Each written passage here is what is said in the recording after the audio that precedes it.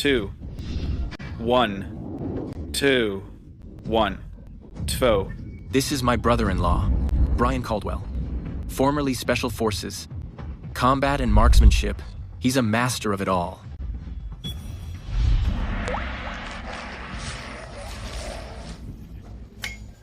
Sir, look at this. My father-in-law, Martin Caldwell, a top national PhD in engineering and an expert in steel smelting.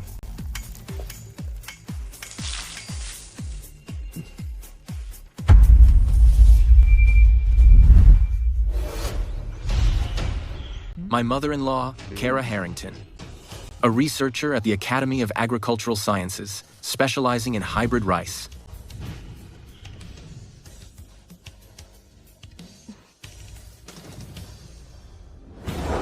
And this is my wife, Vera Caldwell, a Wall Street financial elite, a top venture capital mastermind, and a genius at manipulating capital.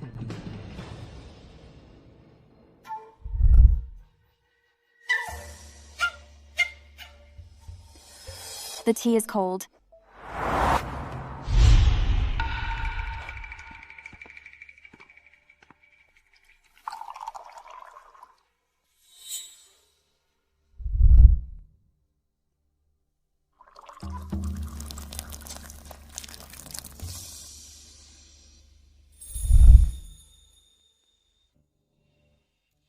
Can you understand this? No. I just think your writing is quite beautiful. You may go. Yes.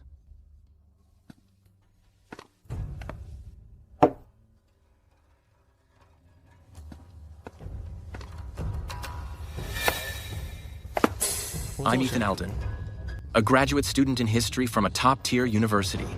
Halfway through my thesis, my computer fried. I woke up as a poor scholar in the Mayfield. Ethan. To survive, I chose the most pathetic and effortless path. I married into the Caldwell family. My only advantage is that I arrived 2 years before them. I've already perfectly blended into this native identity. As the saying goes, when fellow townsmen meet, they stab you in the back. If they knew I also went back in time, how would they see me? A hidden friend? Or a potential threat? Before I figure out their real deal, I can't let them discover that I went back in time.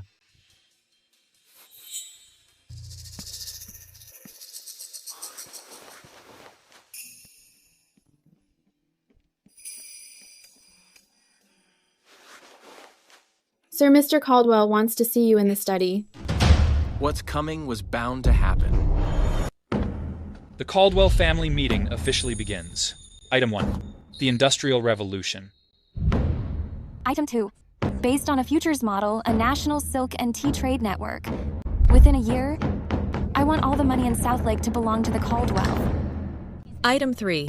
My high-yield hybrid rice breeding program. We must build 10 more fields real quick.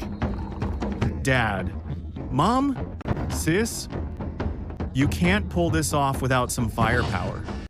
Our family guards must be expanded to a battalion soon. These are all family-destroying capital crimes.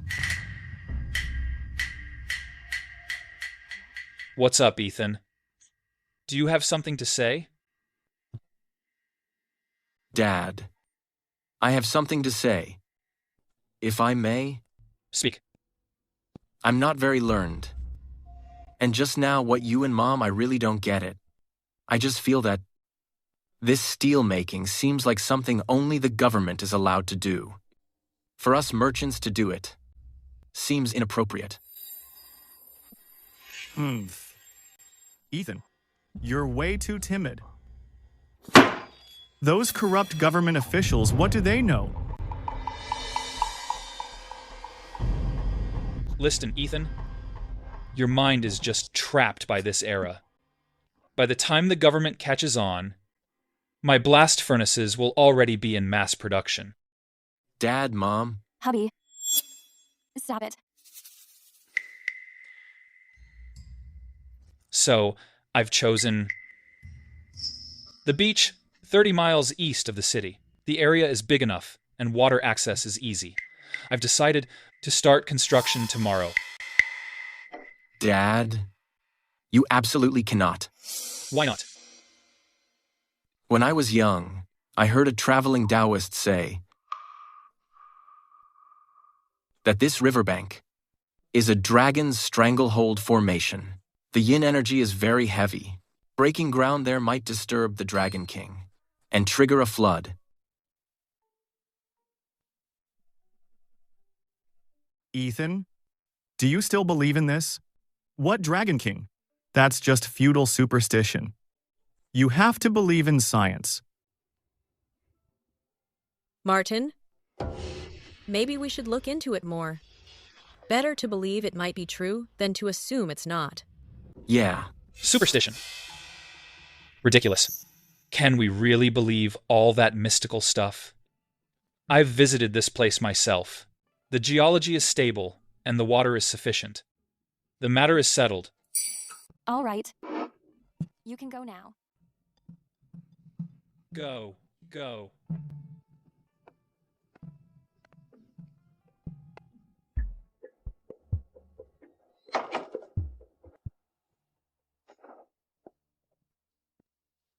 20 miles east of the city, there's a minor flood every 5 years, and a major one every 10. Industrial revolution, kissing industrialization goodbye is more like it.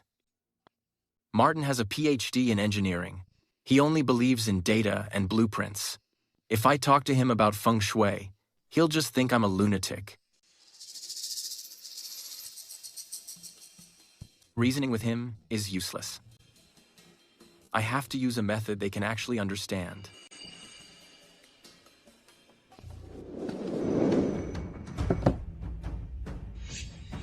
Mr. Alden, what is the meaning of this?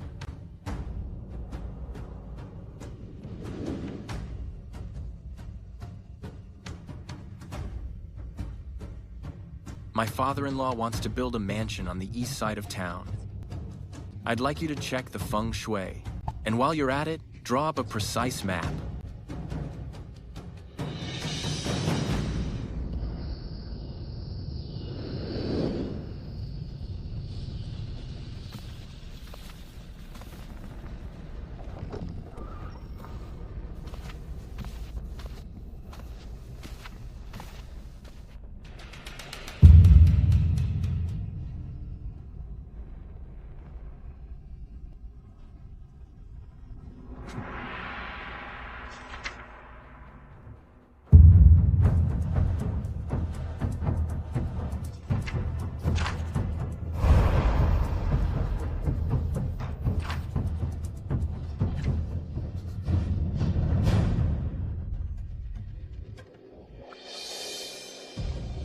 My father-in-law is a smart man. Once he sees the evidence, he'll naturally change his mind. However, I can't keep using this tactic.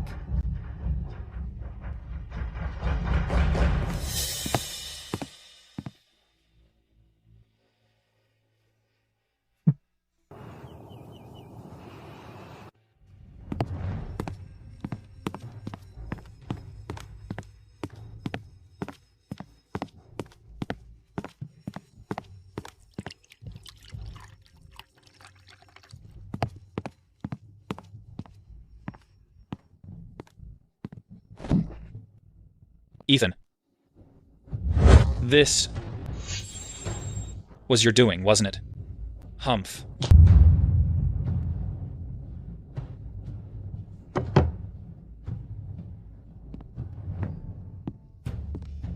Forgive me, father-in-law. I only simply felt that the old Taoist's words could not be dismissed entirely as a joke. So I thought to look through the old records, just for some peace of mind. In the 7th year of Lake Grove era, the Yellow River changed its course. 30 miles east of Rivermore, it all became a waterland.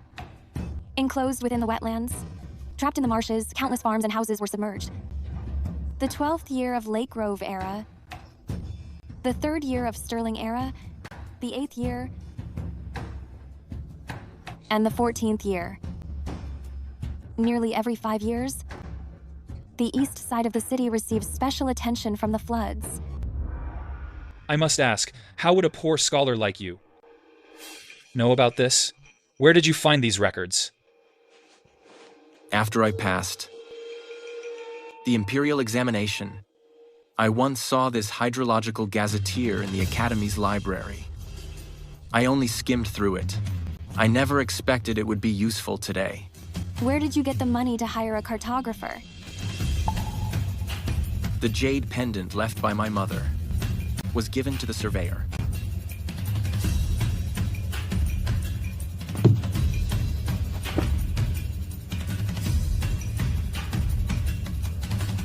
You.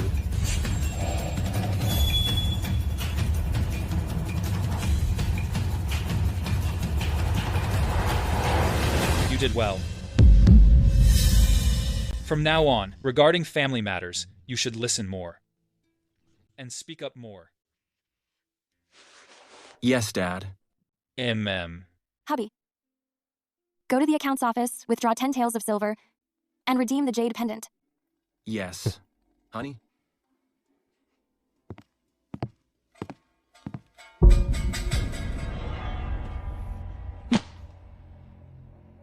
While Dad was in the study last night, he stayed outside for a long time. He is a scholar. It is not strange for him to have read books. Vera. What do you think? We should test him further. If something feels off, Then we will send him away.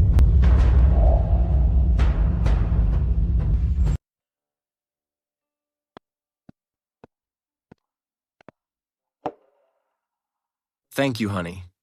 That man asked for a steep price. There are only 2 taels of silver left. hubby, come help me crunch these numbers. Regarding the shipping costs for silk, from Southlake to Westvale, how much does it come to per bolt? By sea versus by land? By sea. It's 43 cents. By land. It's the rainy season now. So we have to add another 20%. Your math is even faster than my chief accountant's. My dad was once a private tutor. He taught me some math when he was alive. A private tutor? Math? He used to say that an educated person can't just write poetry. They need to know how to handle daily expenses too.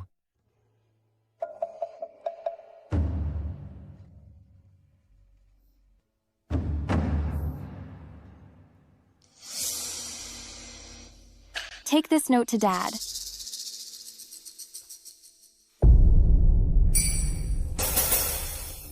Do you recognize this? Of course I do. These 3 words. I just don't know what calculus means. It's a type of math. I developed it myself. You're truly brilliant. Let's go. Dad let you attend today's family meeting.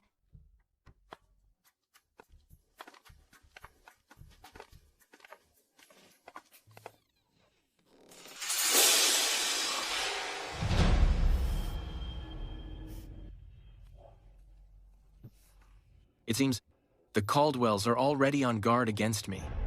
But what they're doing are crimes that will destroy the whole family. If I don't help them, the Caldwell family is finished, and I won't survive either.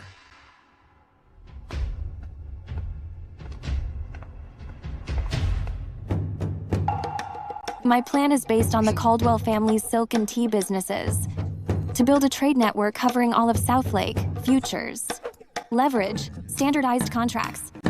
I'm confident that within a year, all the wealth in Southlake will be in the hands of the Caldwell family. Brilliant. Using future money for the present. This is literally a stroke of genius. Vera, if this works, I can hire more people for our security detail and expand it into a whole regiment.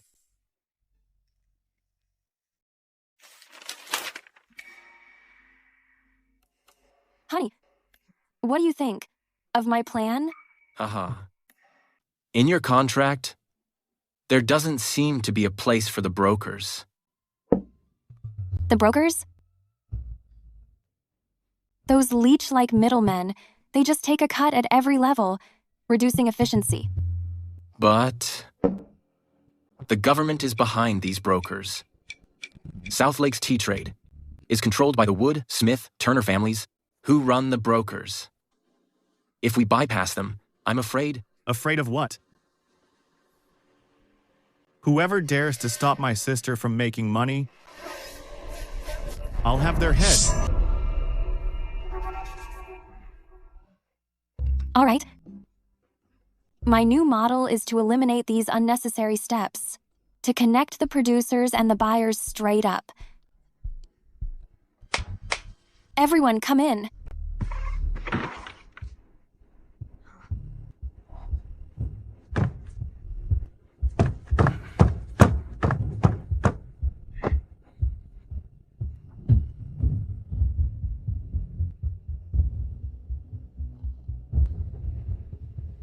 We can't let them continue being this reckless. Look. Within 3 days, the Wood, Smith, Turner families will surely uproot the Caldwell family. Look at these, they're fresh. Their assets will be seized, and they'll all be thrown in jail. Here's your bun. Here you go. Come back if you like it. Take a look. Come see for yourself. Candied hawthorns. Good.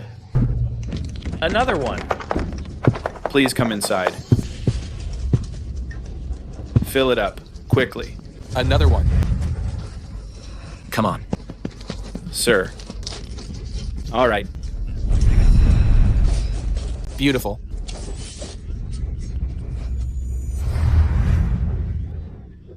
Another one. I heard the third son of the Smith family spent a fortune on the star of Aberthel. Are you serious?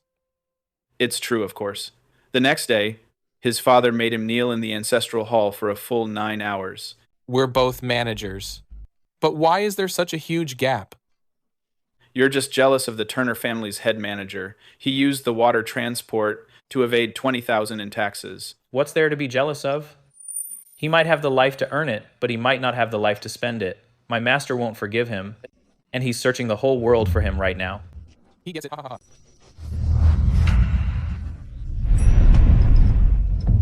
Sometimes you have to believe he's straight up a god. He's so accurate. Right? I heard a manager from the Wood family and the head's mistress. Shh. Do you want to die? 1 silver. Let me tell you. As I was saying last time, those two, upon seeing the situation, were shocked once again. Good.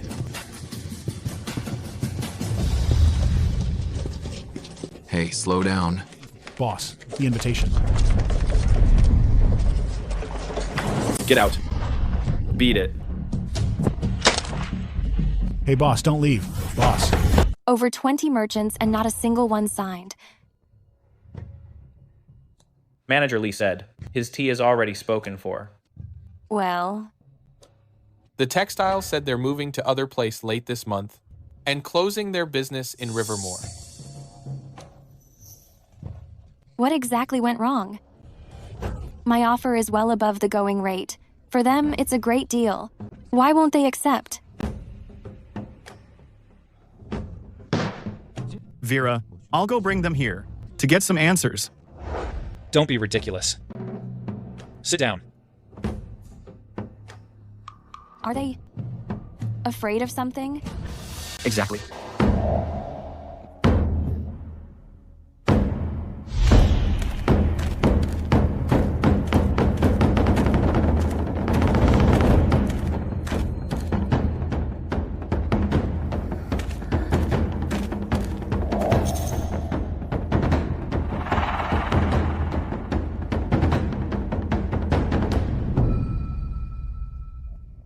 The Lee family tea plantation in the north caught fire last night, burning half the hillside.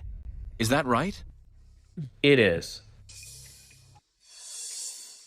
Old Jones's brother-in-law had his legs broken by the officer, saying he offended the Smith family's third young master. Yes, that's right. Everyone, out.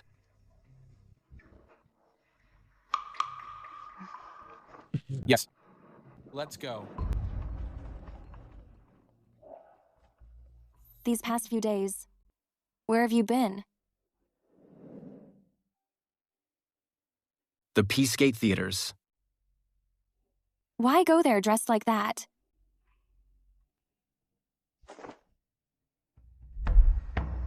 To listen, to observe, to figure out who would stand in the way of the Caldwell family's business.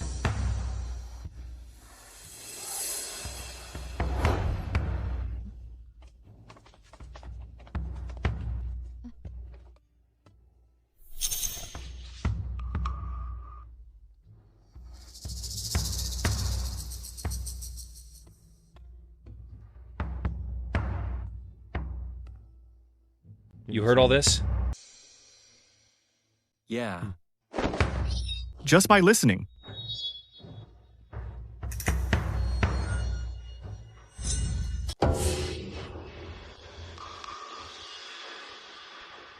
Stop acting so mysterious. You're just a broke scholar. Eavesdropping at the theaters for a few days is how you heard all this? News about the elite families. Their managers and staff love to talk. The Peacegate Theaters are where they trade information. You. Hey. So, the Wood, Smith, Turner families cut off my family's business? Yes. They're using the most blunt and brutal method to tell every merchant in Southlake that if they do business with the Caldwells, they're dead. Then I'll go find them and demand an explanation. Stop right there.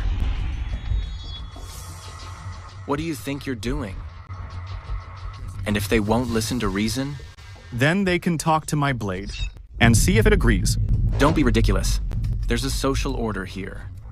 They are the elite, and we are just merchants. Dynasties come and go. But these families are permanent. They only have to send one manager to the magistrate's office to accuse the Caldwells of armed assault and conspiracy. By then, the entire family will be facing total execution. They wouldn't dare.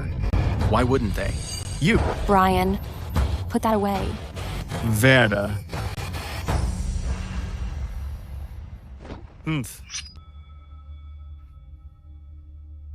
You mentioned before leaving spots for the brokerage, and it was for these 3 families.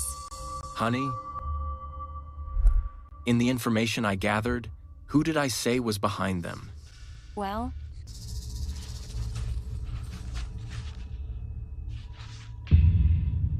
the governor, the cabinet ministers, Prince Richard, and the crown prince.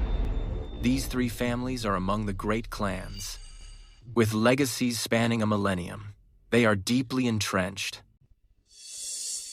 No matter how much money we have, to them, we're just lambs for the slaughter. Going head to head, we don't stand a chance. So, what do we do? Just give up? No. We change our approach. If you can't beat them,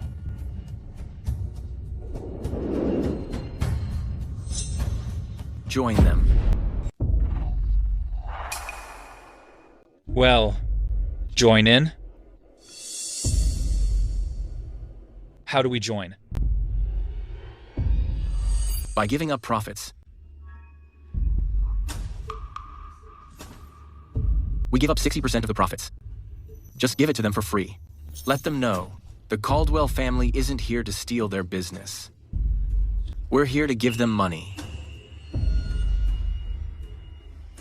60%? On what grounds? Because they have the regulatory approvals. They have the shipping fleet.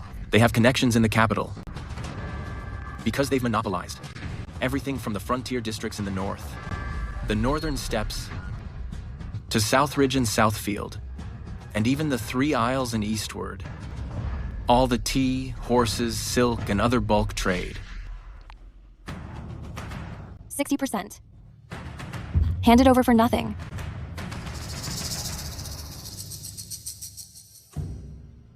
That's 60%. Buys 3 things. First, it buys off the Wood, Smith, Turner families, so they don't block the Caldwell family's path. Second, it buys their reputation. Let every merchant in Southlake know that the Caldwell family's business is backed by these 3 families. Third,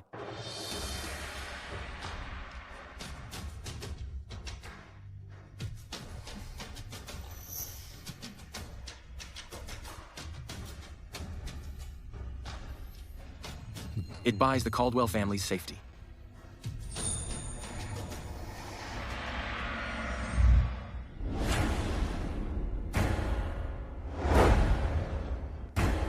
Our sir is currently meeting with the head of the Smith and Turner families. He is not seeing visitors, nor is he discussing business. Please announce us. The Caldwell family isn't here to talk business. We're here to bring Chairman Wood a gift. You blind fool. Mr. Wood is with guests. Why haven't you moved these? Rando's away from the door yet? You. Manager? How dare you? Who do you think you are to even touch me? Please calm down.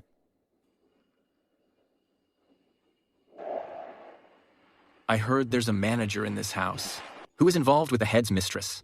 It's quite a scandal. I'm not sure if it's true. You. Where did you hear that? Look at me and my big mouth. I really have no filter. So, if you would, announce for Wise. Tell Mr. Wood that he must see my wife.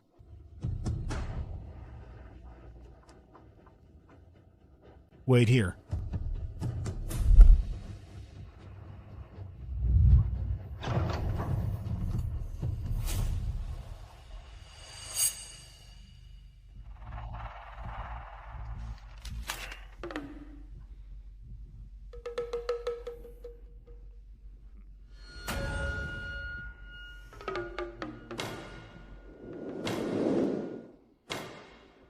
The Caldwell family provides the money and the people, and our 3 families get 60% for free? Yes.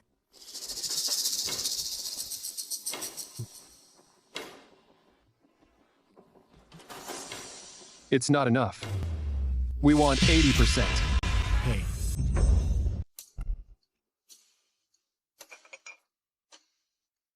If the Caldwells are unwilling, then let's leave it at that.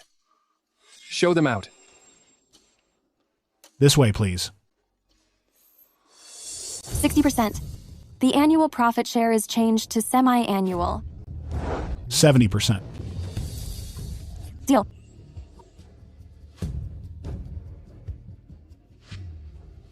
Go.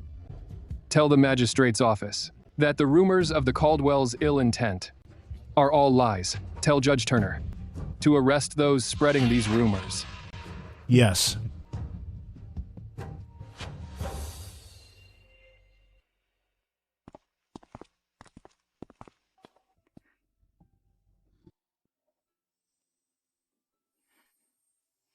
Sigh. Honey? You've worked hard. About what just happened. Thanks. It's the least I could do. Let's go home. Mm-hmm.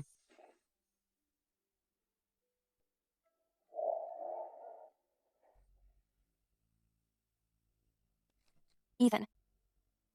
Just how much are you really hiding?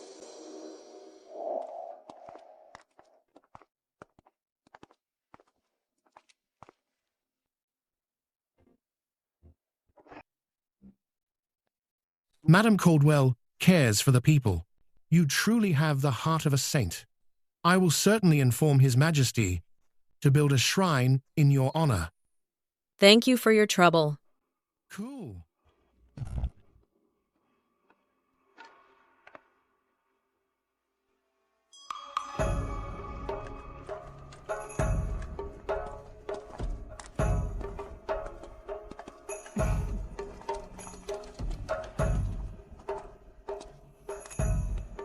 Father, Mother, what was the magistrate doing here? Mom's experimental field yielded 1,000 pounds per acre. The magistrate came specifically to ask for the miracle seeds. Did you give them to him? Of course. It's a good deed for the benefit of the people. Why wouldn't we?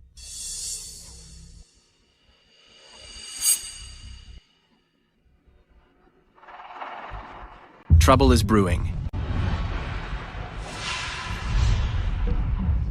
Let's go. My mother-in-law's family is caught up in the joy of handing over the divine seeds. They didn't take the disaster I mentioned seriously at all. In over a month, the Caldwell family's business has boomed. My mother-in-law developed new seeds. The yield per acre was over 3 times that of regular rice. Brian's security team has also expanded to a unit of 500 men. Equipped with refined steel blades from my father-in-law's steel mill, their combat power rivals a regular army. The Caldwell family is like a nuclear-powered supercar. It has infinite power, but the brakes are broken. The driver doesn't have a license and doesn't even know how to drive. Next. However, after the Wood, Smith, Turner contract matters, my wife no longer treats me like a clueless nobody. Whenever she makes a big decision, she asks for my opinion.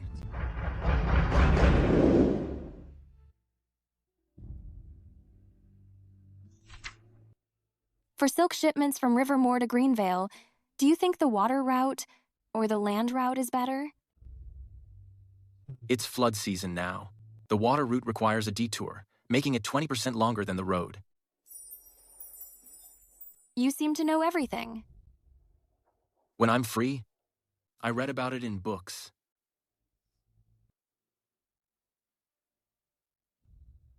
Before Brian left, he said the security team needed 500 more men. What do you think? Honey, having enough guards is sufficient. Too many will just cause gossip.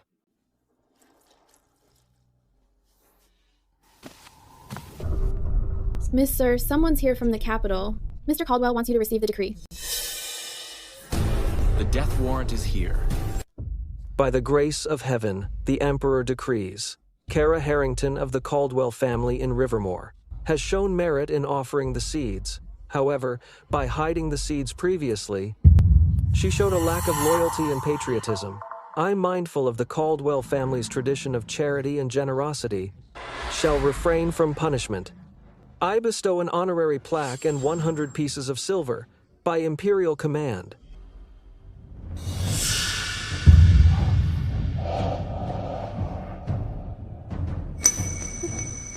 What is it? Are you dissatisfied with the decree?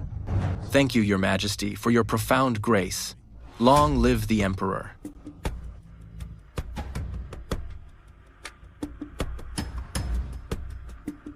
The seeds have been designated as imperial tribute. It is strictly forbidden for commoners to cultivate or sell them privately. The Caldwell family must audit your estates and report truthfully within 3 days. There must be no errors. But the magistrate did not say that before. He said he would inform Your Majesty and build for me a... Mom. Chara, were you going to say building a shrine? You must be joking. The Caldwell family are mere merchants.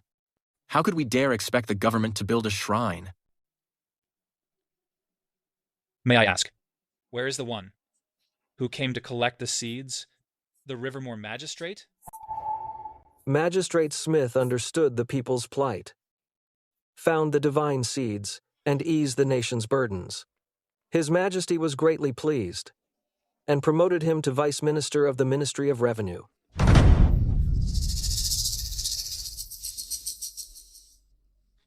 Mom. Honey? Mom. It seems Kara has some complaints. About His Majesty's rewards. Please listen, sir. My mother-in-law, a mere commoner, is crying for joy. She simply lost her composure in the excitement. Crying for joy? Very well then. The Caldwell family has 3 days to audit your estates. I will be staying at the Rivermore government office. If it is discovered that any divine seeds are still hidden,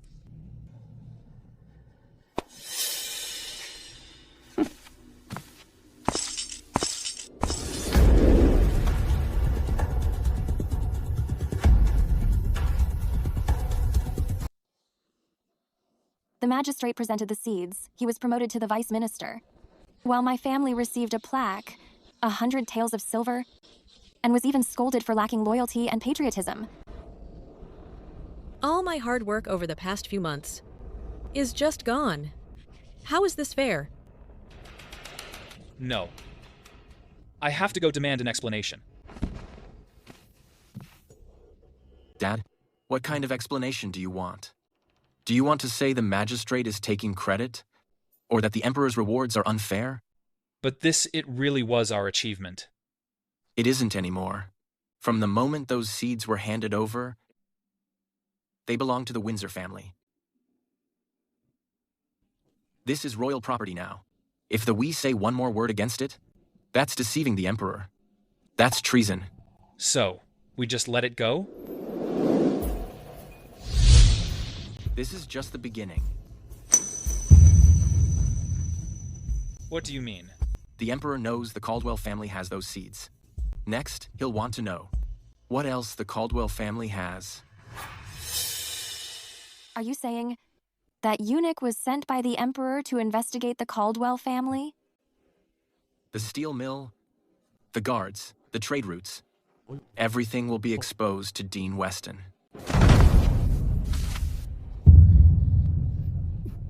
Then what do we do? Hide. Everything we can hide. Hide it all. As for the steel mill, tell them it's just a common blacksmith shop. Downsize the security force. Immediately. Scale back the trade routes. For now. Brian went away with 100 guards. I'm waiting for him to return. Once he's back, disband them immediately. The sooner the better. Prepare 10,000 in cash. Send it to Dean now to test the waters. All right.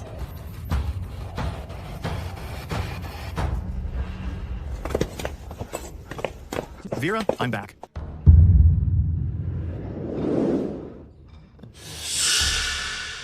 Why are people injured?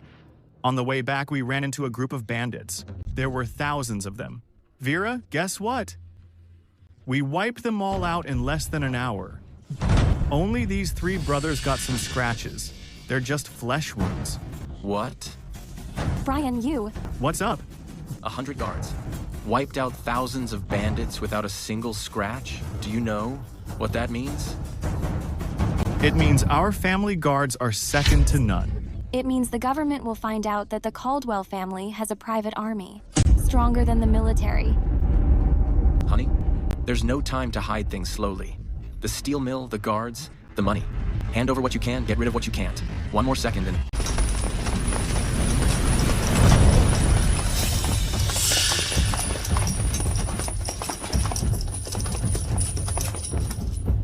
The Caldwell family has been hoarding weapons and armor, training a private army, and plotting a rebellion.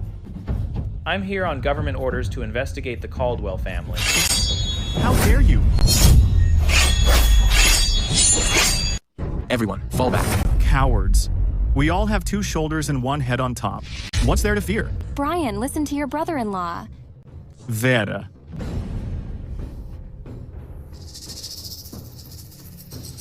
Fall back.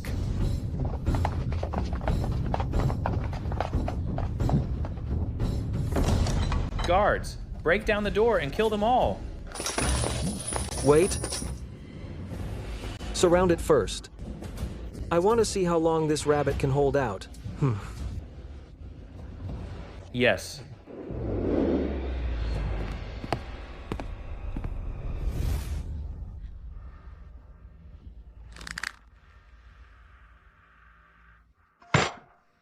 This is a setup. It's a frame-up. How could these things ever be linked to treason? One man against 10, wiping out over 1,000 bandits. In the eyes of the court, the Caldwell family has the capability and the intent to build a private elite militia. This is a challenge to the imperial order. Then, what do you think we should do now? Hand it all over. Every blueprint from the steel mill, the craftsman, along with the mill itself. Don't keep a single scrap of paper. All the guards must be disbanded as well. Honey, all the banknotes from our family, the cash, bring it all out. We're going to use that money to buy our lives back. A real man born into this world can't just let his own hands be tied.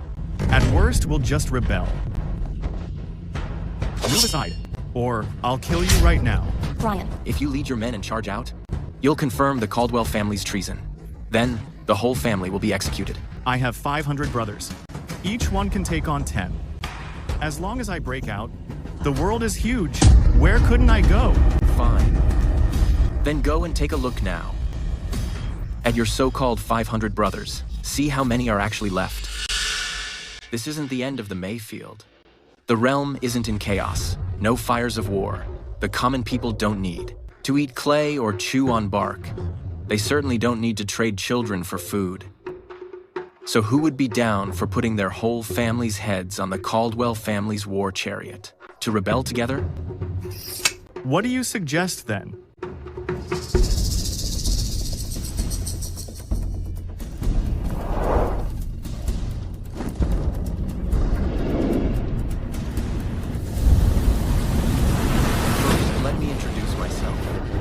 My name is Ethan Alden. I'm a history grad student from a top-tier school.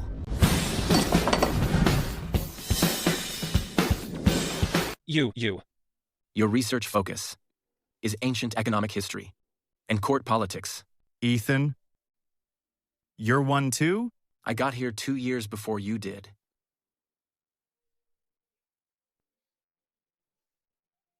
No wonder. No wonder you know everything. Hydrology, topographic maps, accounting, brokerages, elite families. Kid, why didn't you tell us sooner? I didn't dare. Your family of 4. An engineering PhD, an agricultural expert, special forces, and a Wall Street elite. A wannabe like me, a history grad student. Compared to you all, what am I? And I didn't know what kind of people you were. If you found out I was a traveler too, and saw me as a threat, would you have eliminated me? Ethan, I'm not that kind of person. You had guards stalking me and planned to send me away. Of course I was scared. So, you've been holding back? Faking it this whole time?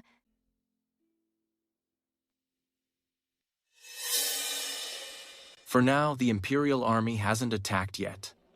The Emperor must be testing us. He's wondering if the Caldwell family, this fat sheep that just popped in, actually has any fangs. Then tell me, how did the Emperor get the Caldwell family on his radar? Ever since the Divine Seeds, the Caldwell family has been on his radar. Otherwise, the Emperor wouldn't have sent his personal confidant to deliver a decree in person honoring my mother-in-law. That eunuch is the Emperor's confidant? Yes. He's the most powerful man in court, known as His Eminence, the Chief Secretary of the Ceremonial Directorate, Dan.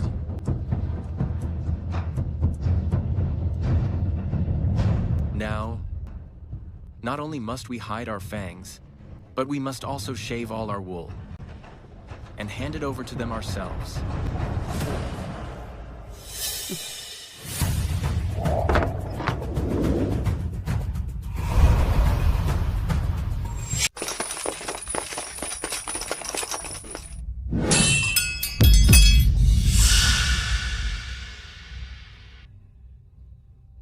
Sir, it is high-grade steel. The Caldwell family is truly capable. Please allow me to explain. The Caldwell family has always wanted to offer our steel mill to the Imperial Court to forge weapons for the court. We simply lacked the connections and could not make it happen. Today you have graced us with your presence, which fulfills the Caldwell family's long-held wish. This silver totals 273,000 taels. It is the entirety of the Caldwell family's assets. We originally intended to use it to expand our trade routes, but I have heard that there is much conflict in the frontier districts. The Caldwell family wishes to donate it to the court. I hope you will understand our sincerity. The Caldwell family.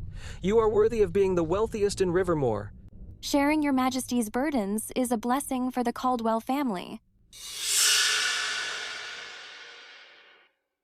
Lift your head.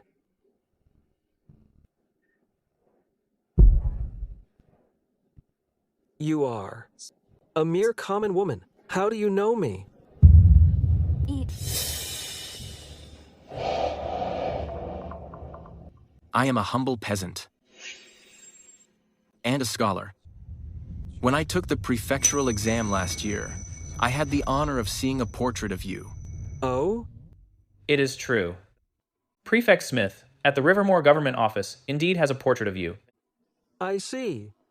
The vice minister is indeed close to me.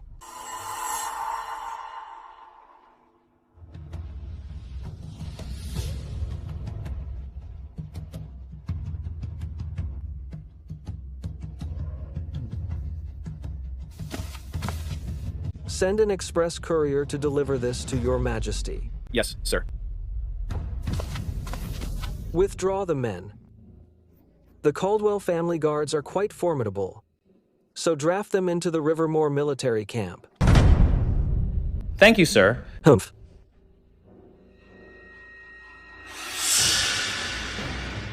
Members of the Caldwell family, you must not leave the residence. Anyone who defies this order will be executed without mercy. Farewell. Honey, will His Majesty let us go? He will. And he won't. Ethan, will he or won't he? Say it clearly. Do you know who we're about to face? Isn't he the Emperor? Emperor of Mayfield, Howard Windsor. At 25, he staged the Falcon Ridge coup. He forced his father to abdicate. He's reigned for 31 years. He expanded the prisons and the borders. He's a powerful ruler of his time, but he's naturally suspicious, cruel, and greedy. His motto is the real, has no one who cannot be used, and no one who cannot be discarded.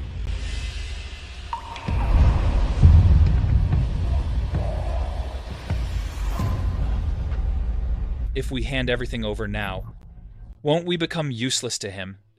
No. The Caldwell family is useful right now. You all are the real, treasures in his eyes. You mean he wants to get us to the capital? I'm just afraid that once we're there, we'll be the lambs. To the slaughter. How about we just run? Let's revolt?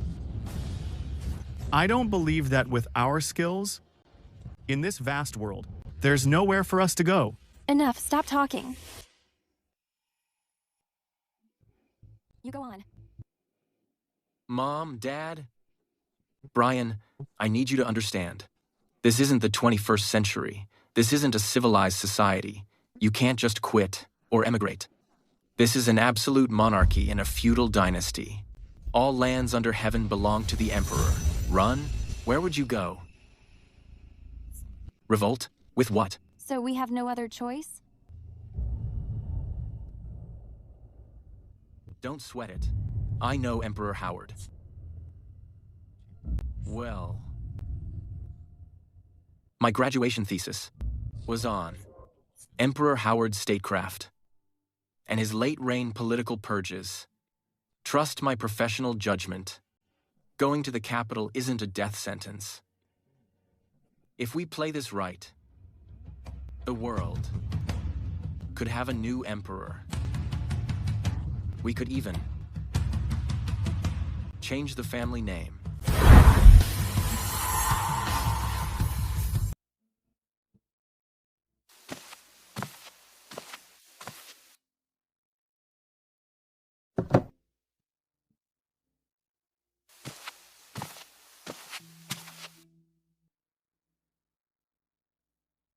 I noticed you didn't eat much for lunch. I brought you some snacks. Are we doing something wrong? No. We just grew too fast.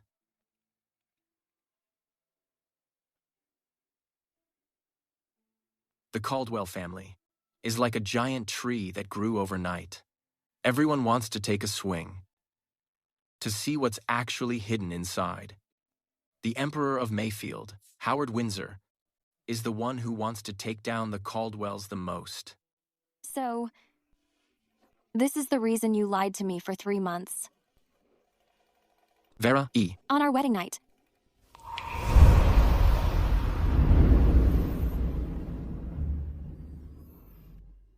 Have you read The Wealth of Nations?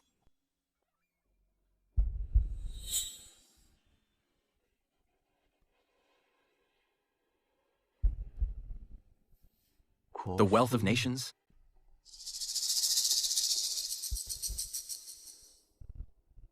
Then do you know about leverage? I tested you in so many ways, but you kept faking it. What about how you treated me? Was that fake too? No.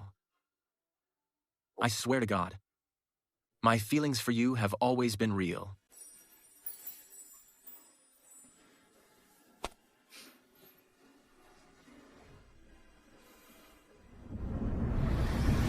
The imperial decree has arrived.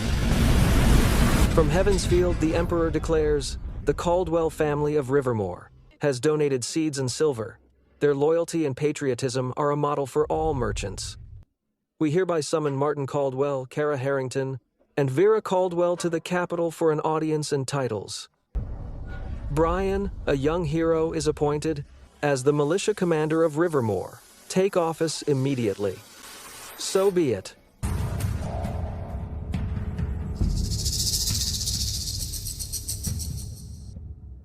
We accept the decree with gratitude. Long live His Majesty. Long may he reign.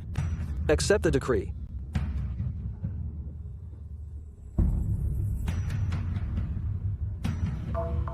The man married into the Caldwell family is a scholar. He will join your army as a clerk. Rest assured, sir, I will not fail you.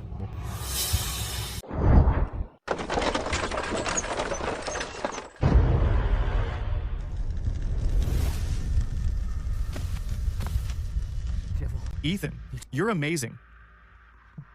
It figures that Eunuch is keeping us in Rivermore. With Mom and Dad in the capital, we're mutual hostages. Howard is naturally suspicious. This is just his usual trick. Ethan, when are we leaving? Leaving? To where? To Shadowfield to find Prince Grant. Ethan, wasn't this your plan? Oh, you're still so impatient.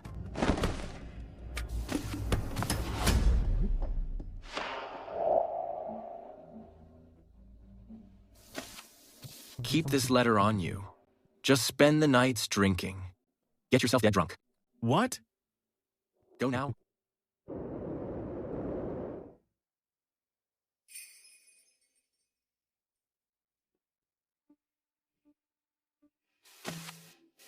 Vera, what's on your mind? I'm wondering where Ethan and the others are. Sweetheart, it's been over half a month. Tell me, when will the Emperor finally see us? Soon. Ethan said the Emperor will ignore us for a bit, to make us anxious and afraid. Didn't Ethan say we should just eat and drink as usual? We need the Emperor to think. The Caldwells aren't in a hurry. What are you doing? Father, Mother, from today on, no matter where we are, you must not use modern terms. Why not? Ethan said that in Rivermore we could say whatever we wanted in private. But in the capital, the Emperor's eyes and ears are everywhere. One mention of science or technology is enough to ruin the Caldwell family forever.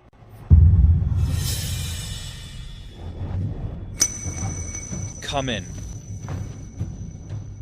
Mr. Caldwell, a message from the palace. His Majesty will see the Caldwells at 8 tomorrow in Harmony Hall.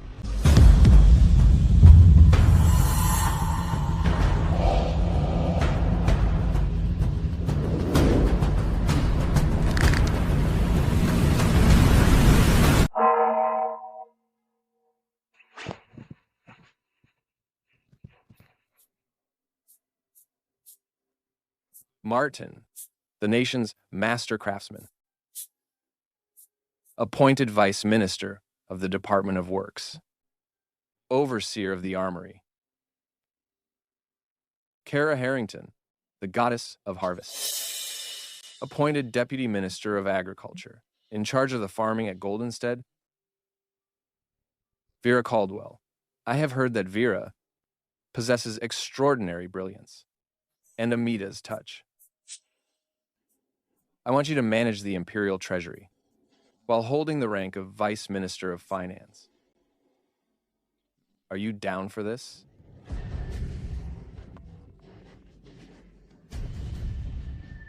Thank you, Your Majesty, for your boundless grace. Long live the Emperor. Long live Your Majesty.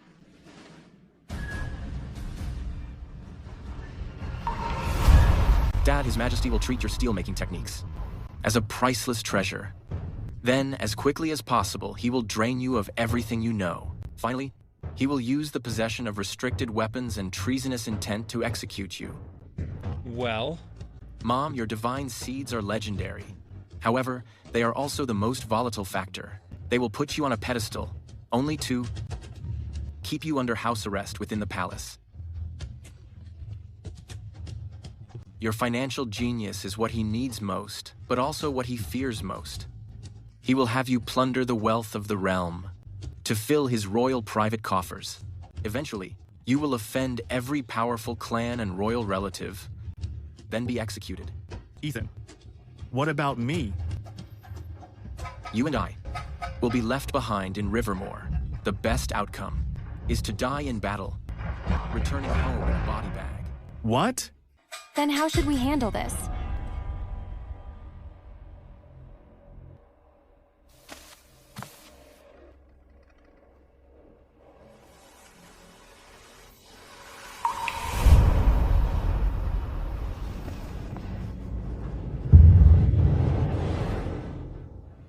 Your Majesty, Rivermore is in grave danger.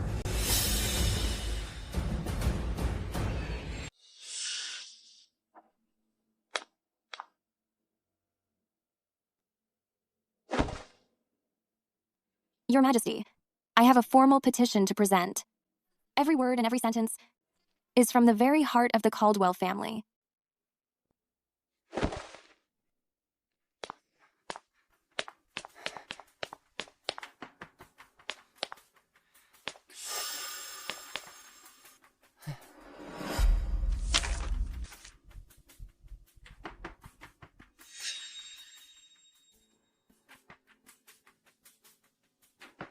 The Caldwell family is commendably loyal. I am deeply gratified. You are all dismissed.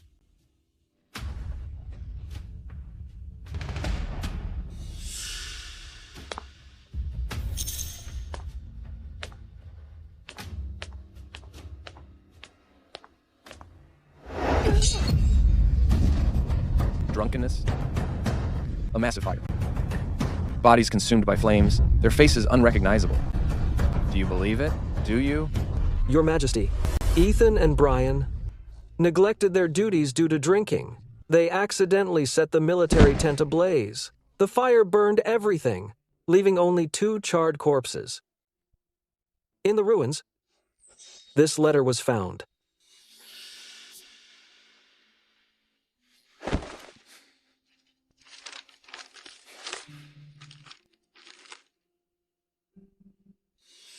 To settle the affairs of the king and the realm, and win fame in life and after death.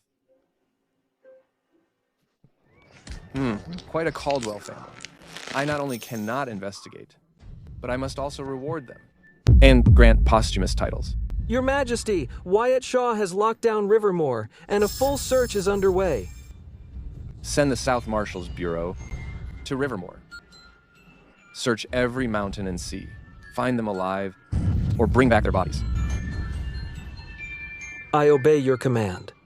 Remember, this matter must not be known by the Caldwell family. Have the North Marshals Bureau keep a close watch. If anything else goes wrong, the Marshals Bureau will no longer need to exist. Yes. Escaping through faked deaths. Since you don't want to be hostages, then I shall grant your wish.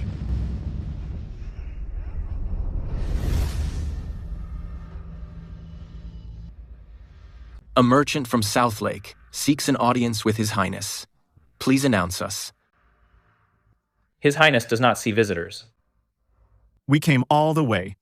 I said he won't see you, and he won't. If you don't leave, I'll arrest you as spies from the steps. You! Please just announce us. Say that a humble peasant from Rivermore has a white hat to present to the prince.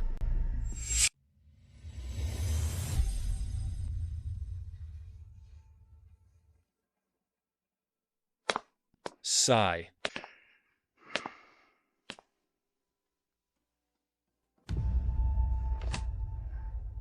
Vera, tell me, do you think they're really in trouble? Yeah, it's been so long, and we haven't heard a thing. No. No news is good news. It means the Emperor hasn't found them yet.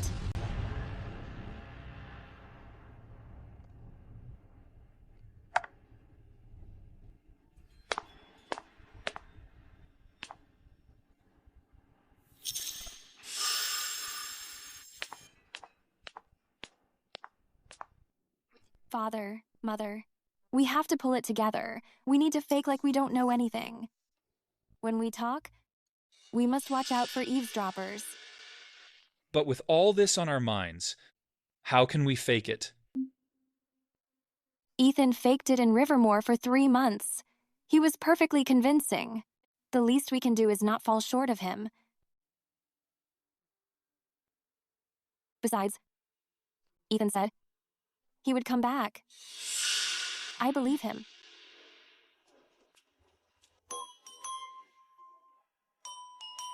Yeah.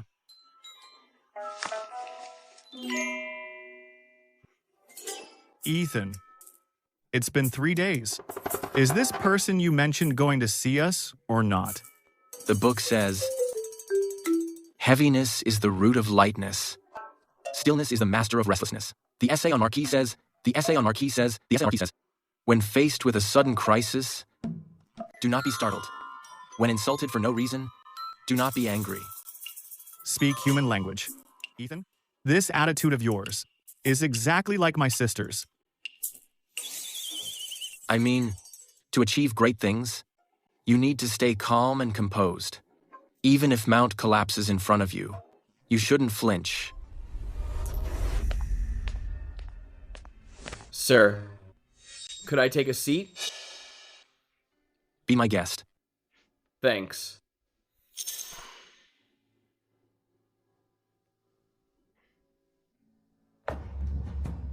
May I ask, sir, what book are you reading? The Chronicles of Shadowfield. I'm new here, so I'm getting to know the local customs. In Shadowfield, the wind is harsh, but the people are even tougher. I wonder, sir, where are you from? Hey, what exactly is your prince's deal? You're the 10th wave of people sent to test us in these last 3 days. If he doesn't want to see us, just say so. Brian, in front of the prince, don't be disrespectful.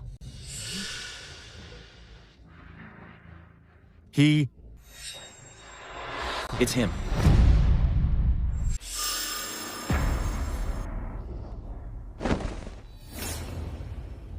Greetings, Prince Grant.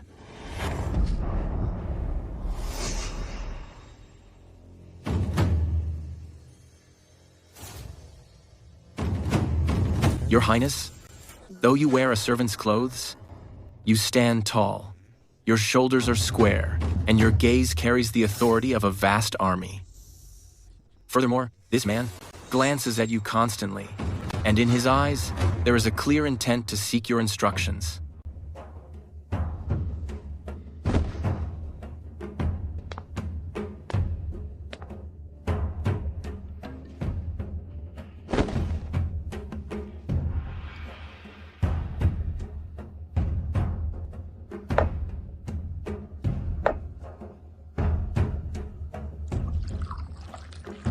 How interesting.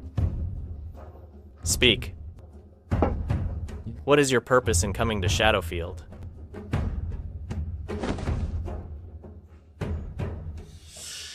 I can help you, Your Highness. Rise like a dragon from the depths. Your Highness, you must ensure the Caldwell family's safety. Ethan, plotting so loudly isn't exactly wise, is it? Brian, from the moment we stepped into this inn, everyone here has been one of the prince's men.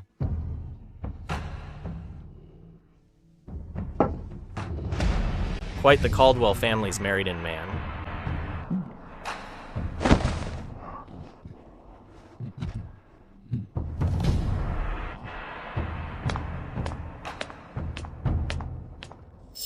The land I rule is but a corner of Shadowfield. The army I command is no more than a single guard unit. You wish to help me. Are you perhaps simply at your wits' end? The reason I chose you, Prince, is because you have been forgotten by everyone. Prince, you are His Majesty's seventh son. Pity your mother was a palace maid, so you were destined from birth to have no claim to the throne. When you were 15, due to a breach of etiquette at the Empress's birthday banquet, you were banished to this fiefdom. It has been 10 years now. This is your greatest advantage. Insolence.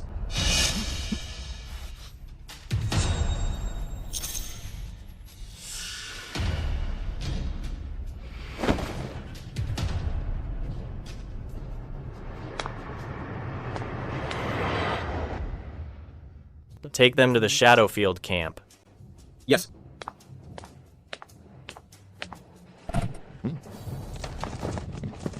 Hurry.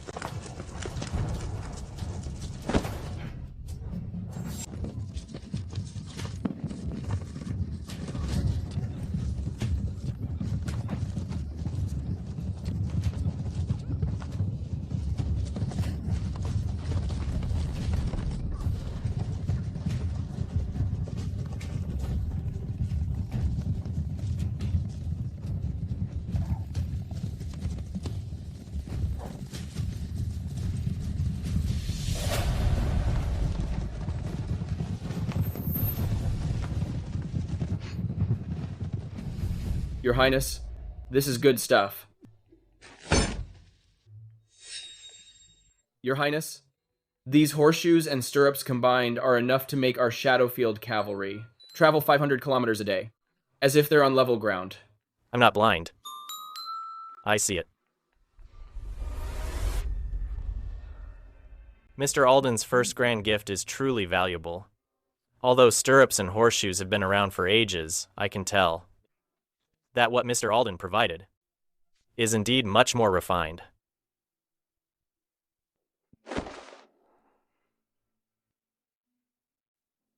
These are the blueprints. Your Highness, you can have the craftsmen start production immediately.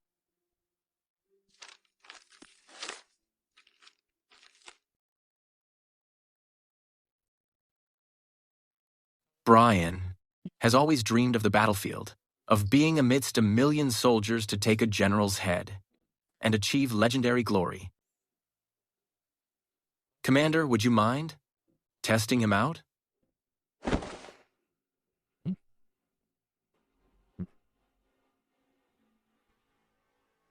I'd be more than happy to.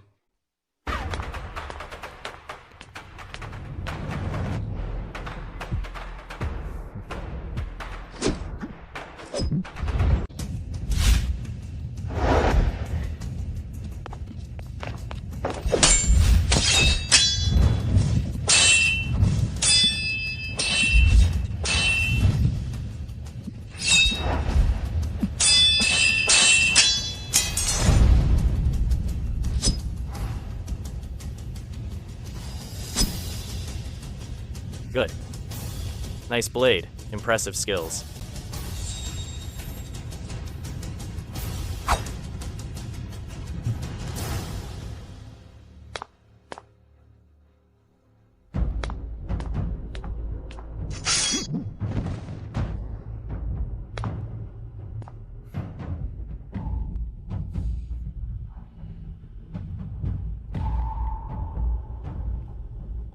This is high-grade steel. Yeah. This is the art of bladesmithing.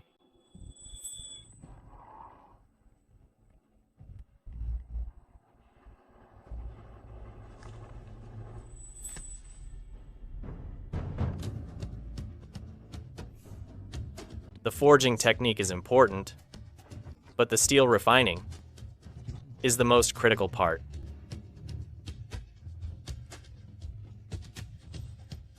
It's all here.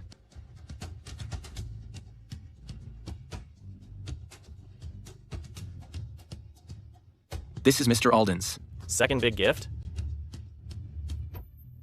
Ha ha ha ha. Mr. Alden's grand gift is indeed precious, but with sufficient financial support, it would not even take a year to train tens of thousands of iron cavalry. To gallop across the grasslands, it would be child's play. Before I came to Shadowfield, I had my wife within the city open a bank for Northbridge Mercantile.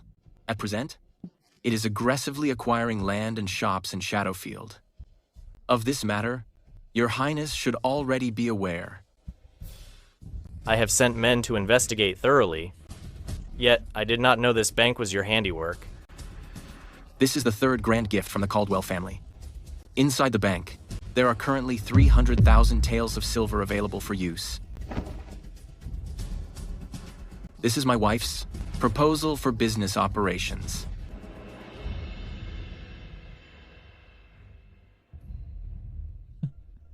Sir, your sleeve seems like a treasure chest.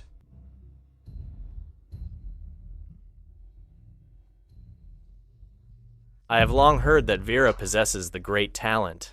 Seeing today, she truly lives up to her reputation. If without your wife present, we need only follow the established path. The managers at Northbridge Mercantile were all meticulously trained by my wife. Managing the assets of Shadowfield will be done without fail. Good. The advantage of the cavalry, the forging of fine steel, and the art of wealth creation. No wonder the Emperor wanted to keep the Caldwell family by his side. Within Northbridge Mercantile, there are also several types of high-yielding and cold-resistant crop seeds. Divine seeds? Yes.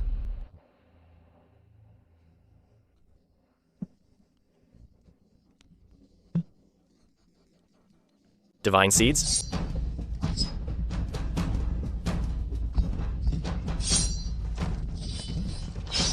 How did you know what was on my mind?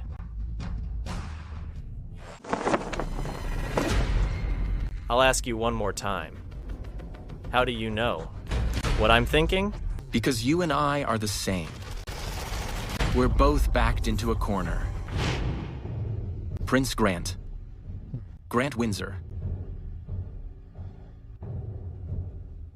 You mean we're going to help him take the throne? But as far as I know, among the dozen princes of Mayfield, the most powerful one, and his biggest rival for the throne, should be Prince Paul. Right. I also heard the Emperor absolutely spoils Prince Paul. The Emperor favors Prince Paul because Prince Paul is just like him. If we invest in Prince Paul, our end will be the same as the birds being gone and the bough being shelved. The rabbit is dead and the hound is cooked. Then why choose Prince Grant? Because his mother was a palace maid who died at the hands of Prince Paul's mother. It's because he's overlooked that the Emperor isn't on guard against him. It's because he's been suppressed for 10 years that he's so hungry for the throne and so full of resentment toward the Emperor. Our goal is to find him, invest in him, and give him our money, our tech, and everything we have. Hubby, I believe you. Whatever you say, we'll do. Let's do it. Whatever you say. I'll strike wherever you point.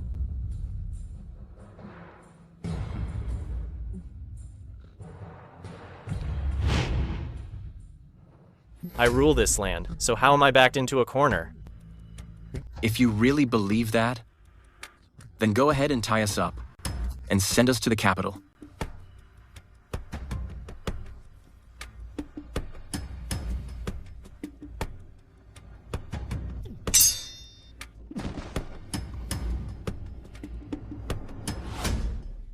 Grant, pay my respects, sir.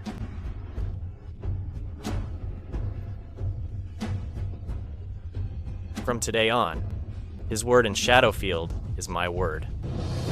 Those who disobey will be executed. Greetings, sir.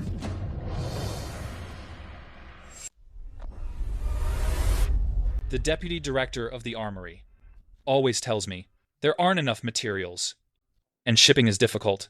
But right now, the deadline His Majesty set is coming up real quick. The Deputy Minister of the Treasury at the Agricultural Bureau gave me this experimental field. But this field is actually the Imperial Guard's farming zone.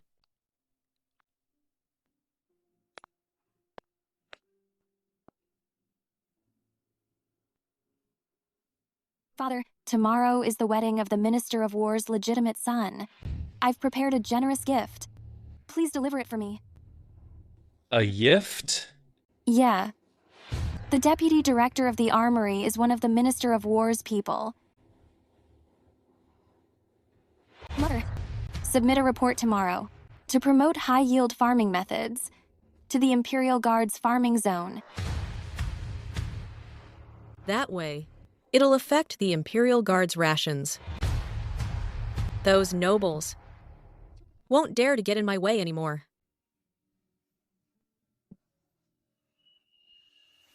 Vera, any word from Brian and Ethan? Word came from Northbridge Mercantile, saying that 3 months ago they arrived in Shadowfield. Now, Prince Grant has entrusted them with great responsibility. That's good. Yeah.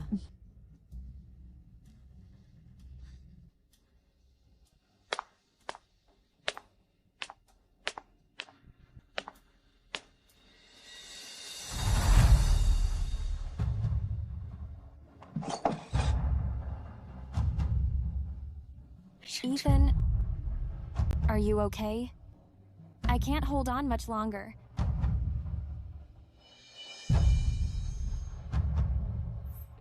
Vera? Are you okay?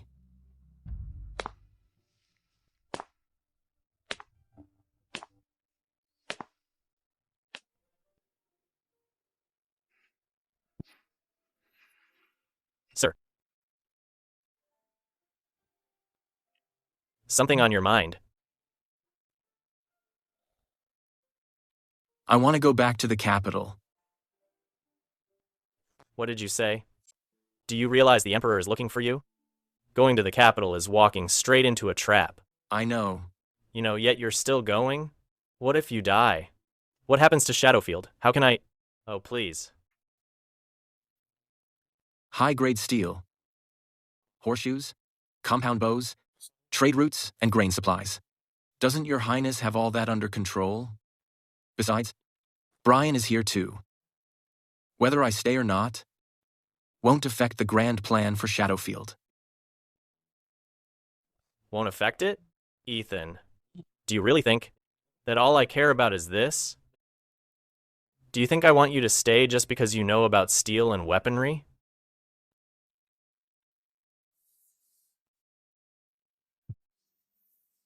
Lately, you've discussed the state of the realm with me, debated strategy and politics.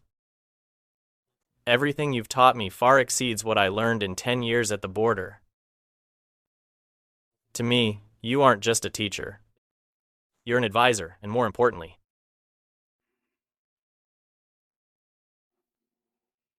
a friend.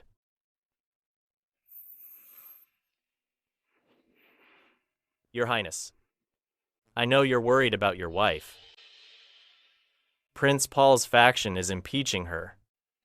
The nobility is ostracizing her, and the Emperor is just using her as a tool. I will naturally send men to protect her. I'll ensure she is safe. Why must you put yourself in danger? If your highness is to achieve greatness, the Caldwell family must establish a foothold in the capital. When the crane and the clam fight, the fisherman wins.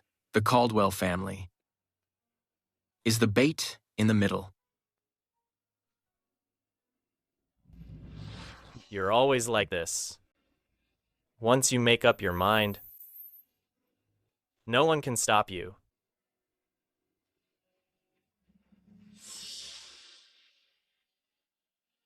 This is my seal. All of Shadowfield's assets in the capital are at your disposal.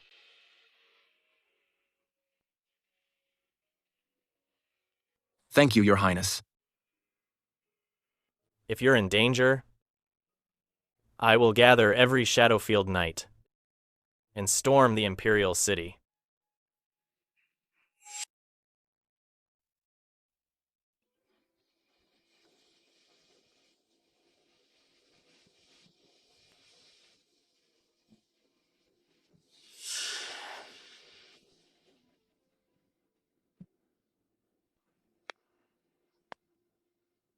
Your Majesty, I impeach the Deputy Commissioner, the Vice Minister of Finance, Vera.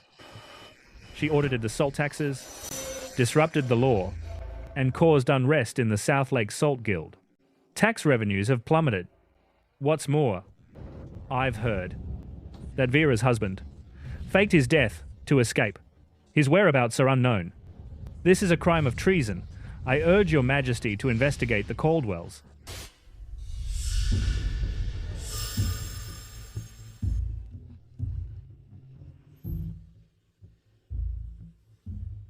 Your Majesty, I was ordered to audit the salt taxes.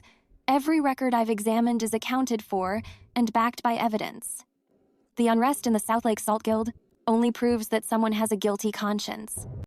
As for my husband, Ethan, we exchange letters every few days. How could he be dead? If he were truly dead, then who is writing the letters I receive every day? Then, is there any proof? The Caldwell's suspicious actions are common knowledge. If you have nothing to hide, do you dare? Let the censorate investigate. Enough. Bears Audit was authorized by me. Censorate. If you find it inappropriate, you may submit a formal report to me. Censor. About the matter of Vera's husband, how did you find out?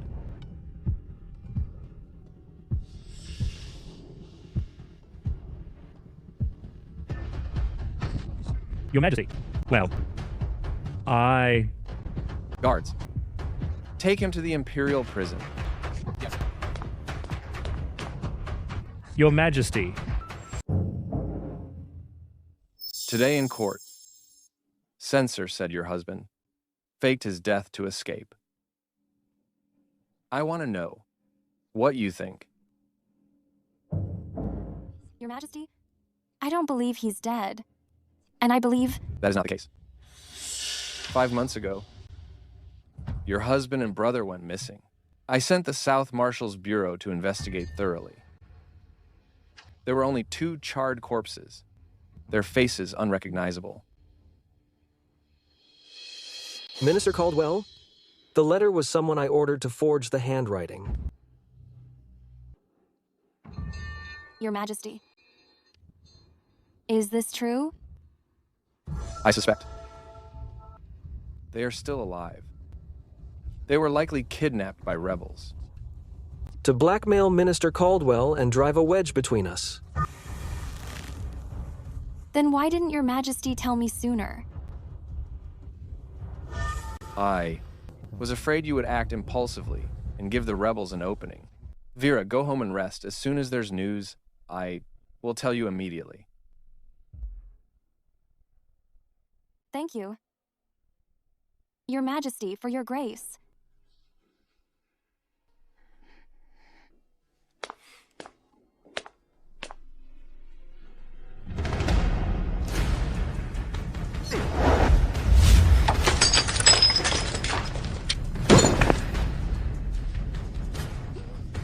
Please calm down, Your Majesty. What is Prince Richard trying to do? Does he want to force me to pull the trigger on the Caldwell family? Or make them resent me? So they defect to him? Your Majesty. Behind Prince Richard is the South Lake Maritime and Salt Guilds. We can't touch them yet. Has the Caldwell family done anything suspicious lately? Have those two. And Vera. Been in contact secretly? Your Majesty, the spies planted in the Caldwell family report daily. No abnormalities have been found.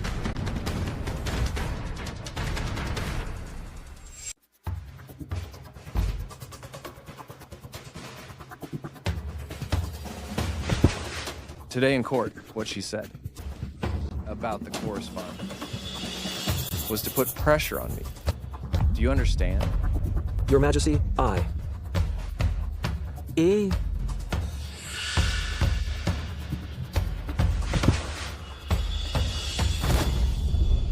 She is smarter than I thought. Prince Richard wants to instigate trouble.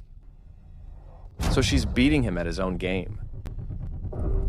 Quite a family, the Caldwells. Quite a woman, Vera. In that case, I will keep playing their game. Issue my imperial decree. Promote Vera to Minister of Revenue and appoint her as the Imperial Treasurer. I obey your command.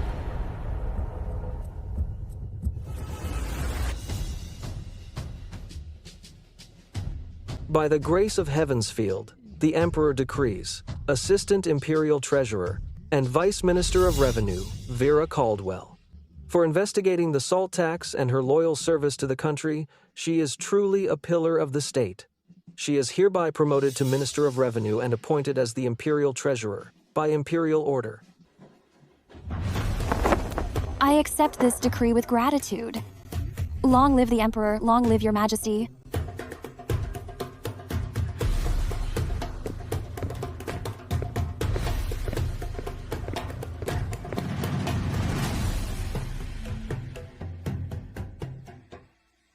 Minister Vera, you truly have the Emperor's favor.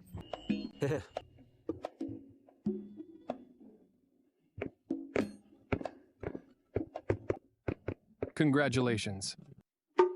Congratulations, Your Excellency. When I was in Rivermore, I saw that you were a person of great talent. Given time, you were bound for greatness. I didn't expect that, in just half a year, you would be promoted to be Mayfield's first female minister. It is truly unprecedented and unparalleled. Thank you for the praise. I heard about the flooding in Greenvale, which submerged countless fertile fields. It will be hard on the Vice Minister to make a trip there. Your Excellency. Your Excellency.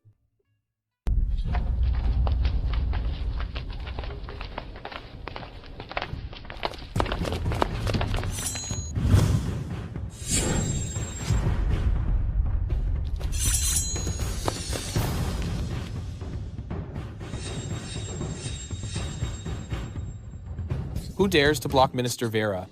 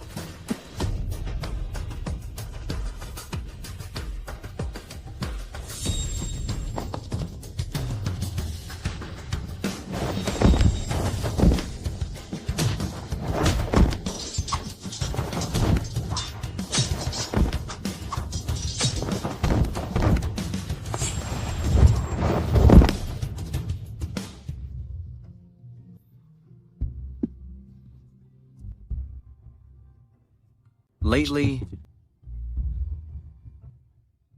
you've worked hard. You're all right now. That's wonderful.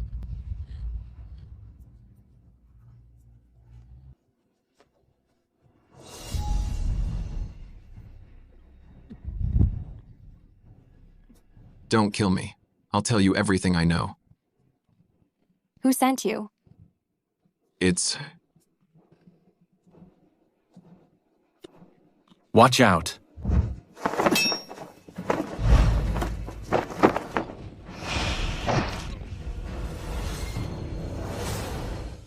Are you okay? I'm fine. They're Prince Richard's men.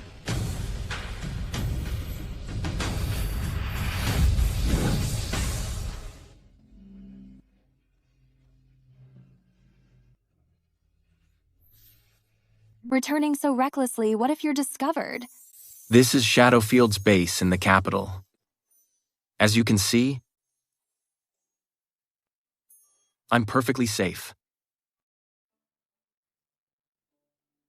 Mr. Caldwell, the tale has been taken care of. Yeah.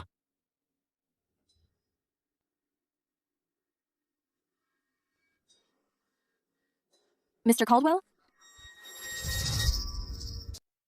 I'm currently using the pen name Ethan Caldwell. Do I look the part? You look like an accountant.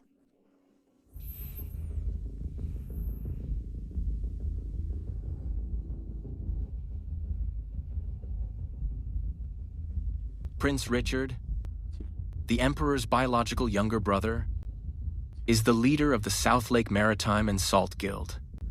They want to use my assassination to force the Emperor to stop the investigation into trade and salt taxes. Exactly. Prince Richard and his associates want to warn His Majesty. If he keeps letting you investigate like this, the capital will fall into chaos.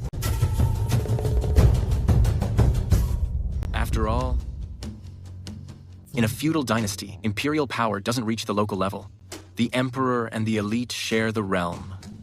So, they want to force the Emperor to choose between me and the stability of the court. The Emperor promoted you today to Minister of Revenue, specifically to put you in the line of fire. He's testing the reactions of the old money families and the powerful in-laws.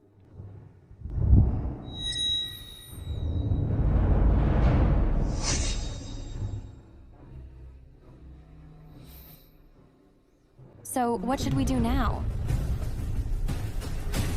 Kick the ball back to him. Let the Emperor make the choice.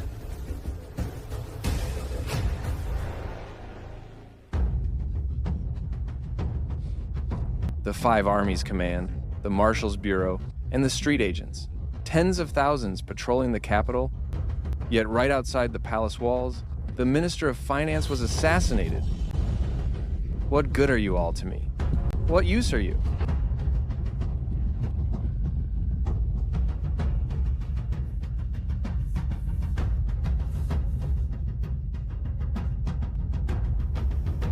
I order the 3 of you to investigate this case together.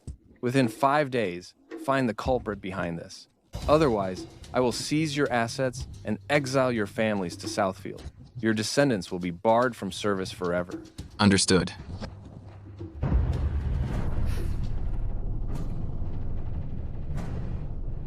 Your Majesty.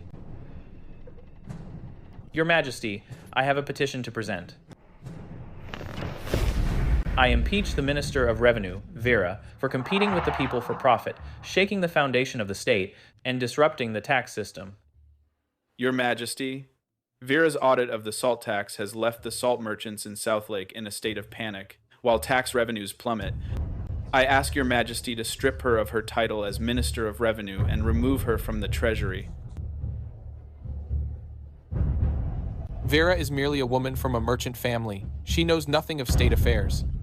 She only cares about seeking credit and rewards. She is truly a source of ruin for this nation. If this continues, the country will no longer be a country. I ask your majesty to strip her of her title as Minister of Revenue and remove her from the treasury. I concur.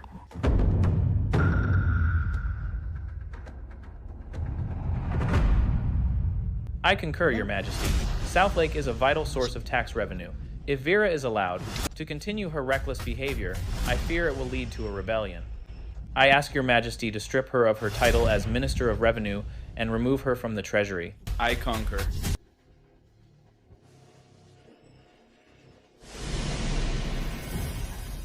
Vera, what do you have to say?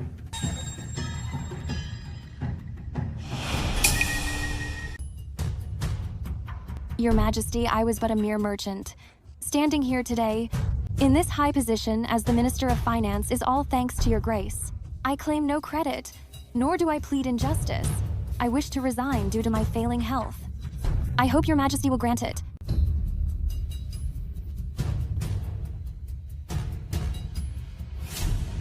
Your Majesty, the Golden Dragon Society, the Highland League, the Rivergate Society, and others, along with the Southlake Maritime and Salt Guild, have heard that the Ironhaven garrison is short on rations and horses.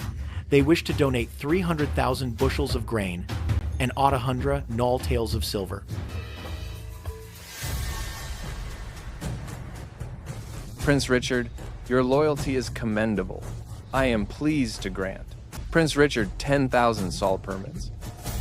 Thank you, Your Majesty. Vera, you have been working day and night. It has been exhausting. Go home and rest for 10 days. Once your injuries have healed, you may resume your duties. Yes, Your Majesty.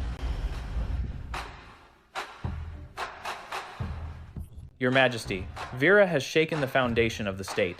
How can this be settled with just a leave of absence? Please punish her severely. Your Majesty, if everyone follows Vera's lead and disrupts the tax system, where will the court's authority be? My mind is made up. If anyone dares say more,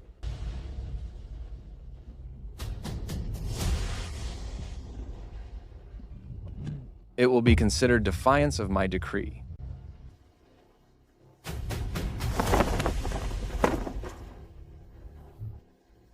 Court is dismissed. Long live Your Majesty.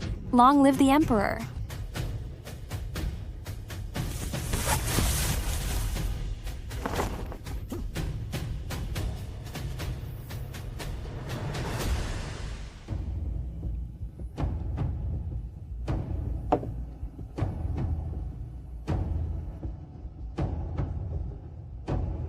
Your Majesty, Prince Richard, and several family heads seem to be making a move against the Vera family. Well, Prince Richard, and the Maritime and Salt Guild have shown their sincerity, so the Caldwell family must also let me see their worth. Your Majesty, what about Vera? No rush. I want to see how Vera handles this. Vera, I'm giving you time. Don't let me down.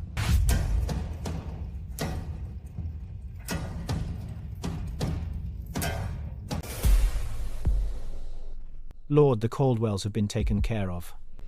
In the Guards district on those 100 acres, we poisoned the water. The crops are completely ruined. We torched the seed bank too, burning most of it. Ha ha ha. Over at the plant, we sabotaged things as well. We tainted the ore and swapped the coal for junk. That old fart, Martin, no matter how skilled he is, won't be producing any quality steel. I've already cleared it with the ministry. No one will find a thing.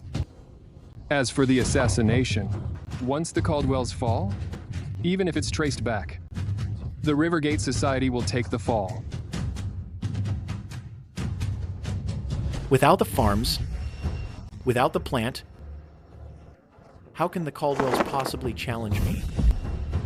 In less than 3 days, I'll have the censors impeach them for deceiving the throne and failing the nation. As for His Majesty, what His Majesty needs most right now is grain and money. As the leaves fall and autumn arrives, as per usual, the 28 tribes of the prairie will be at our borders.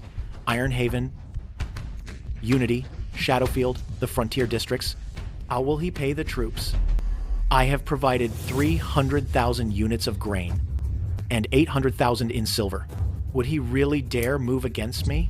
Exactly. Let His Majesty know that the realm belongs to the Emperor and the elite together. Hey.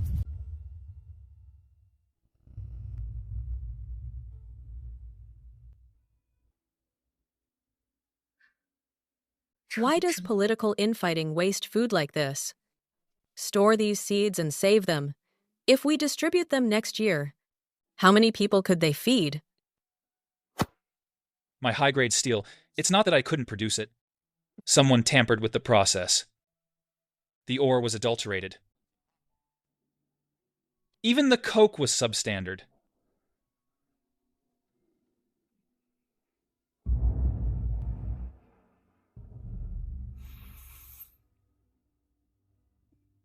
Dad, Mom, technology is the primary productive force, but technology can never escape politics.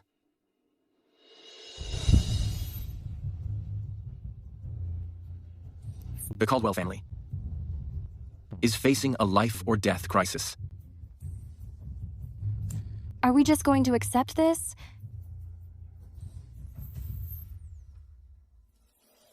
Prince Richard can destroy the farms and workshops, but he can't touch the Caldwell family's most valuable asset.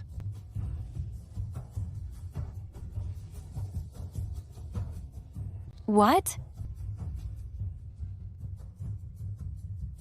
Brains. Are you saying I'm brainless? No. I'm saying that we have more brains than they do. Go on.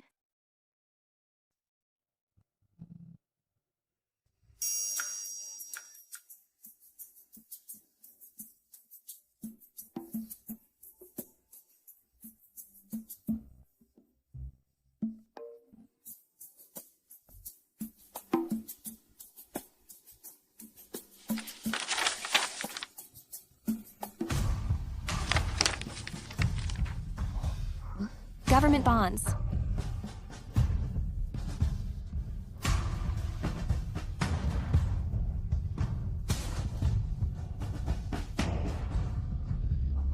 Using government tax revenue as collateral, we borrow from the great families, wealthy merchants, the nobility, and even the officials. As for the interest, it will come from the maritime trade taxes and the salt merchants' taxes.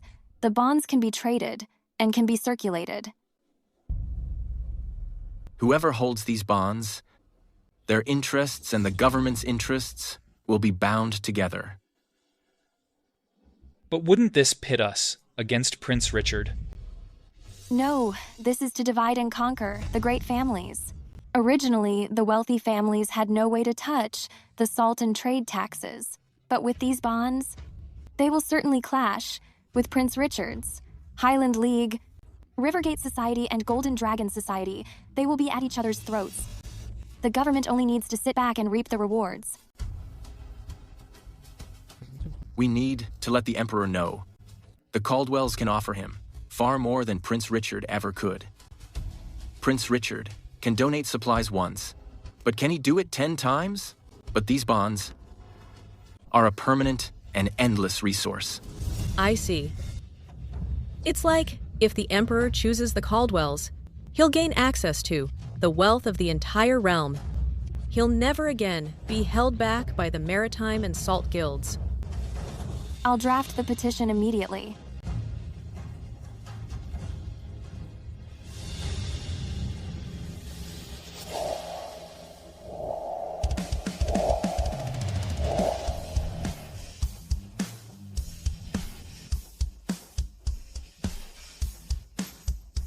These three societies can be out of the picture now.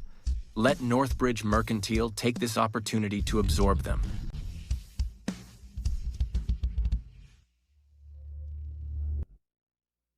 These are all petitions against the Caldwells.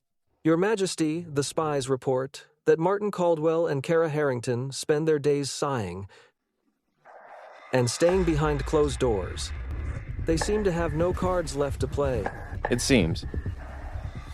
I still overestimated the Caldwell family. Guards!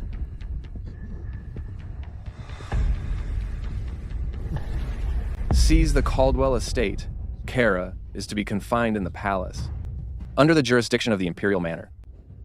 The others are to be exiled to Southfield. See that they drown on the way. As you command. Your Majesty, the Minister of Revenue, Minister Vera, requests an audience.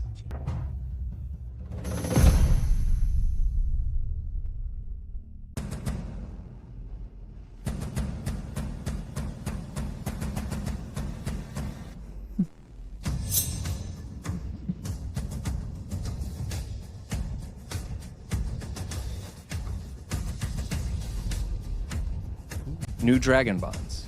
Are you suggesting I borrow money from everyone in the world?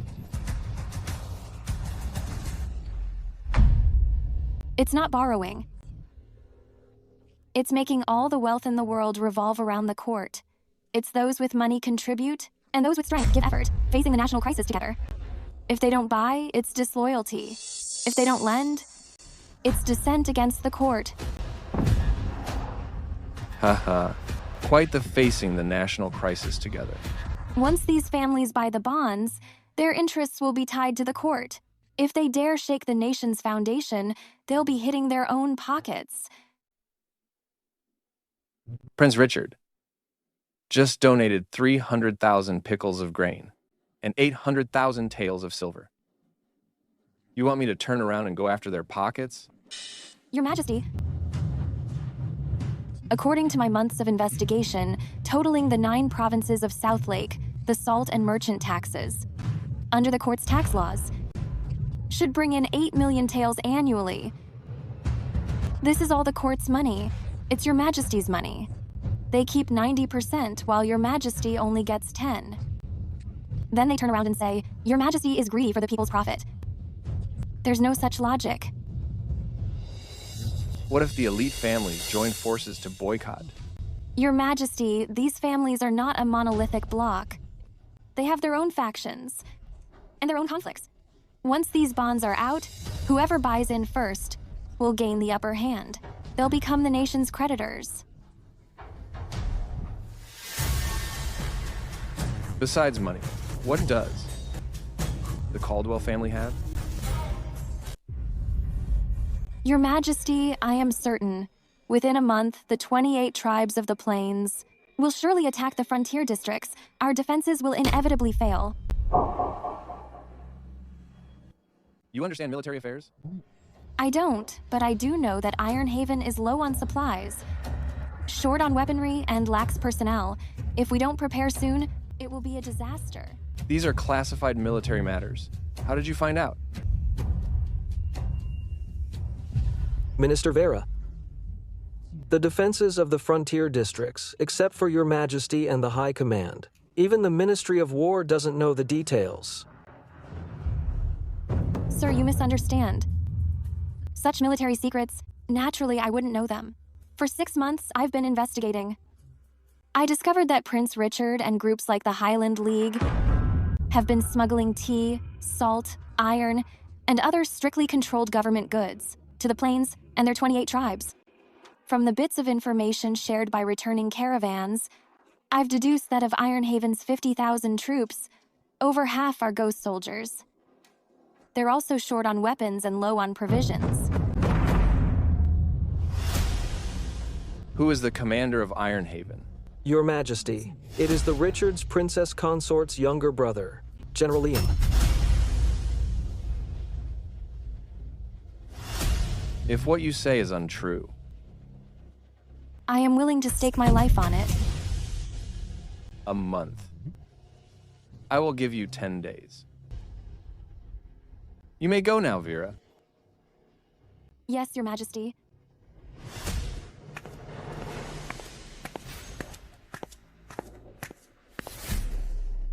Send a secret order to the Ironhaven Marshal's Bureau. Audit the supplies and weaponry, and report the actual troop count. As you wish, Your Majesty. Hold up. Has Ethan arrived in the city? What exactly is his background? The Marshal's Bureau hasn't clocked him yet. Find him and lock him in the high-security prison. I want to see him personally. Yes, Your Majesty.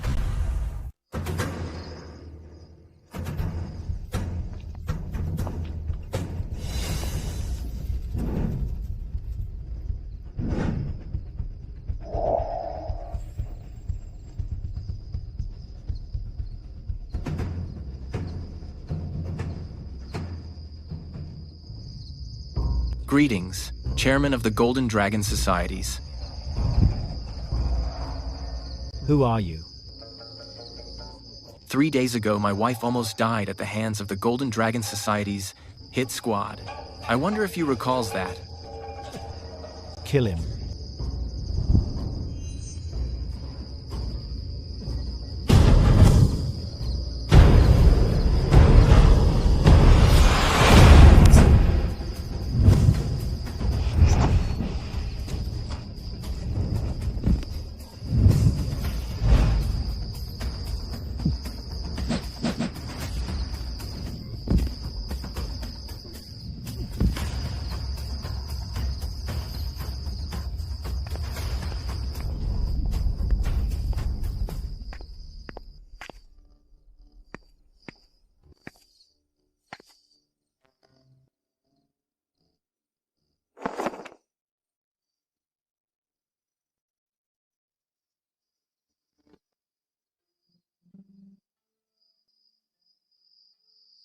Grant.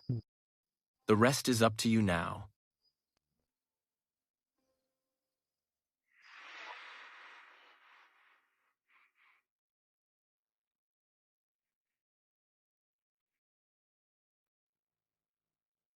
The teacher's letter said Iron Haven is bound to fall. The 28 tribes of the plains have mobilized fully, leaving the Heartland completely vulnerable. Lord, give me 800 men. I will cross the plains, bypass Shadowfield, and strike Glory Peak directly. Glory Peak is the sacred site of the 28 tribes for their rituals. There are many tribes along the route. It's too risky. They've invaded south with their full force, leaving their rear defenseless. If I seize Glory Peak and reach Vast Sea, the 18 tribes will be forced to return. The siege of Iron Haven will be broken without a fight.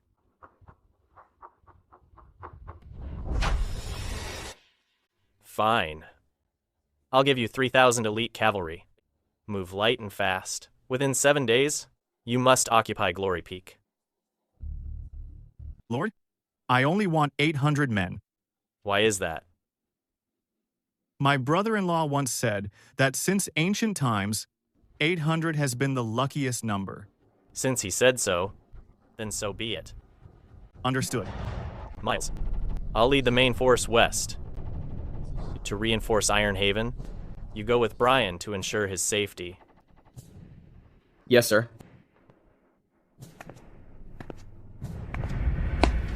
Brian, this mission is dangerous. If you run into trouble, don't linger. Just retreat. Otherwise, I won't be able to answer to the teacher. Don't worry, Lord. My brother-in-law said, we will win every battle and conquer every objective. Good. Good. Move out. Understood. Your Majesty, Vera has lied to you and betrayed this country. Please, Your Majesty, hold her accountable for the crime of treason. Y concours. Vera has destabilized the administration. Her actions are unforgivable. Your Majesty, please remove her from office and hand her over to the authorities. I concours.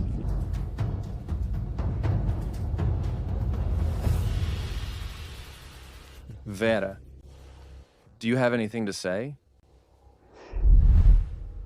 I have nothing to say. I leave everything to your judgment, Your Majesty.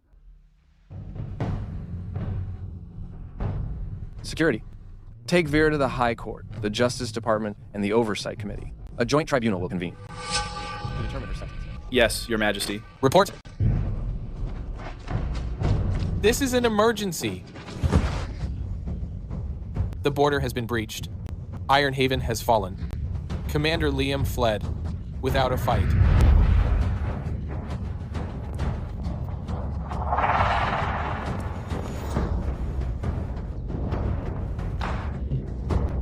going to do? Ironhaven has fallen, and Commander Liam fled without a fight.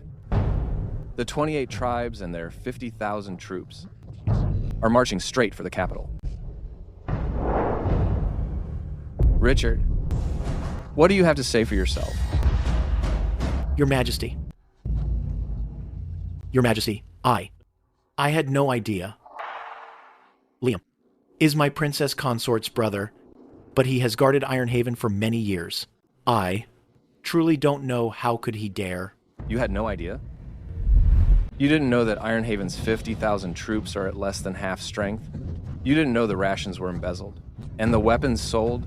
You didn't know that he sold the Imperial rations to the steppes? Report. Your Majesty, Prince Grant has reclaimed Ironhaven. The steppe armies have fully retreated. Quickly.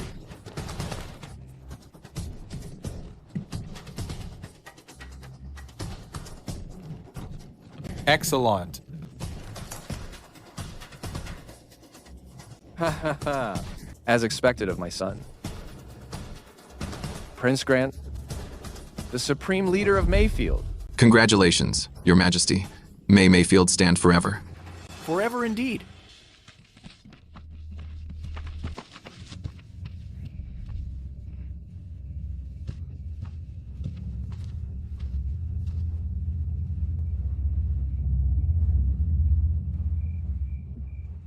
Humph. Prince Richard certainly knows his place.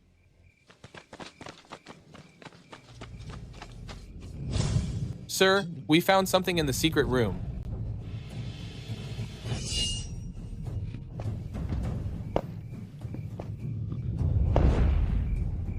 Sir, it's been a long time.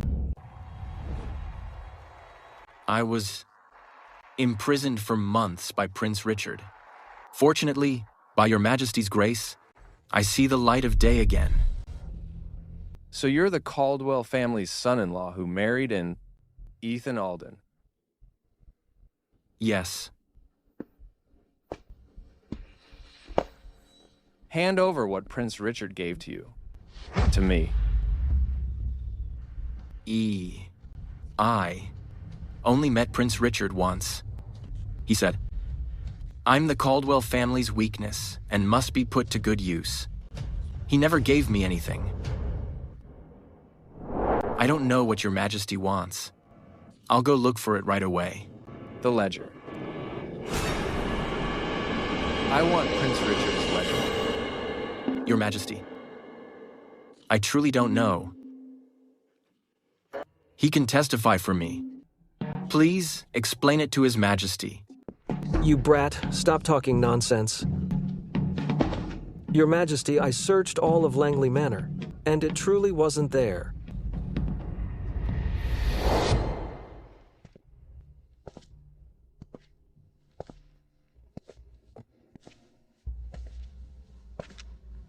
Who are you?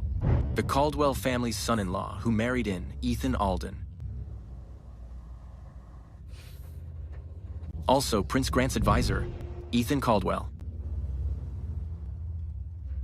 The head of the Golden Dragon Society. You killed him. Great catch, Prince. Ha ha ha ha ha. The Caldwell family's married in son-in-law and Prince Grant's advisor. You are straight up a tough sucker.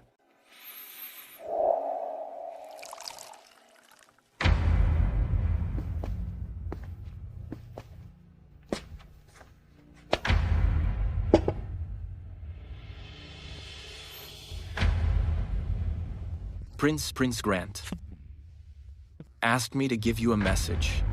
Sigh. If you hand over South Lake, the Maritime and Salt Guild's ledgers, member lists, and undercover contacts, Prince Grant can ensure your bloodline survives. Give it to him? Why would I not straight up give it to His Majesty?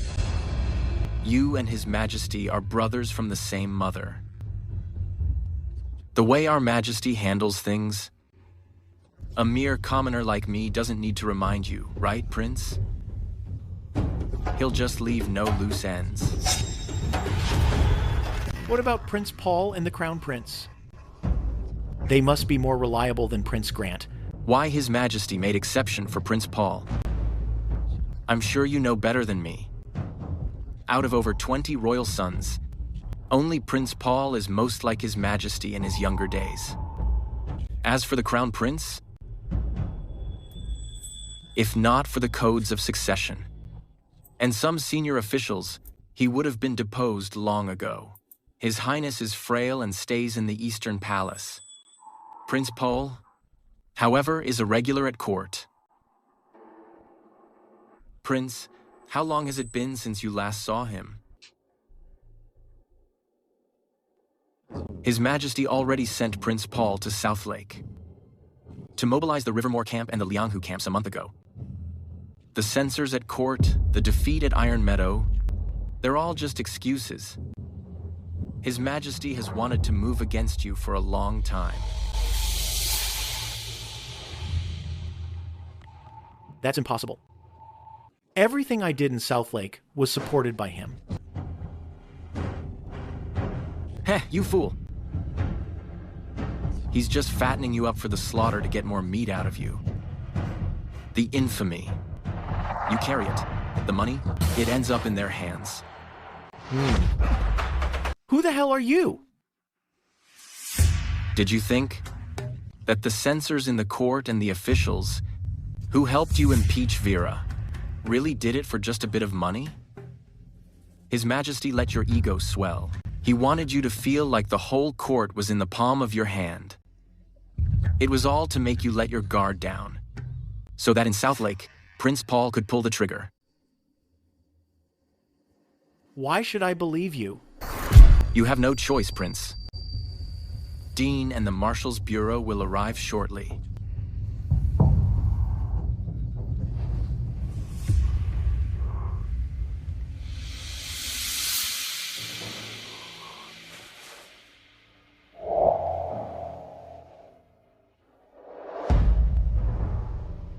Brighton Pavilion.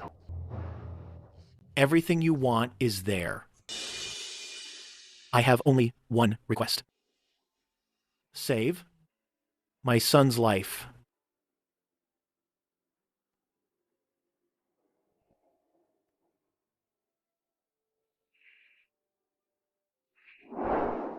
Rest assured, Prince. Prince Grant is a man of his word.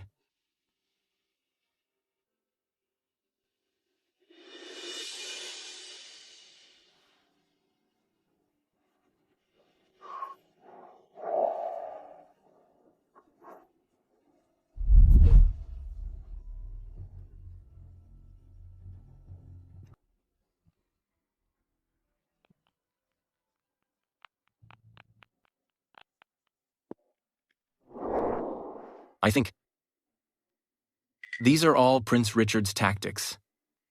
He wants His Majesty to suspect the Caldwell family and take his anger out on them. Your Majesty, Minister Vera has been waiting for nearly 2 hours. She's requesting an audience. I heard you're a scholar. I'm slow-witted. I haven't passed the exams. I've failed the government's support. I'll allow you to take this year's national exams. If you are talented, I'll give you a position.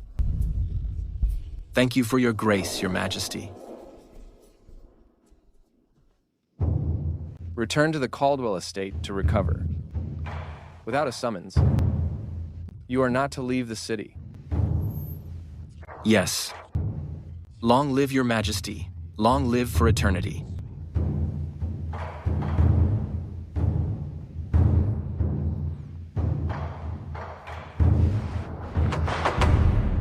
Tell Vera, if there's nothing urgent at tomorrow's meeting, she can report then. Yes.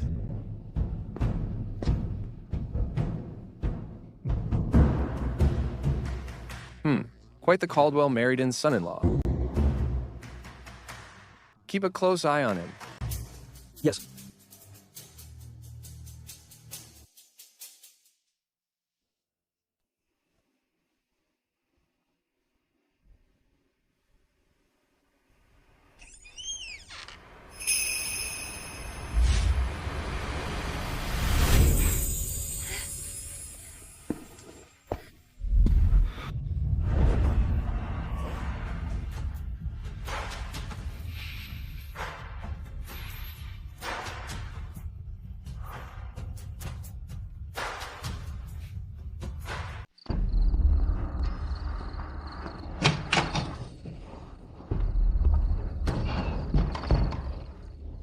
Ethan, did the Emperor give you a hard time? No.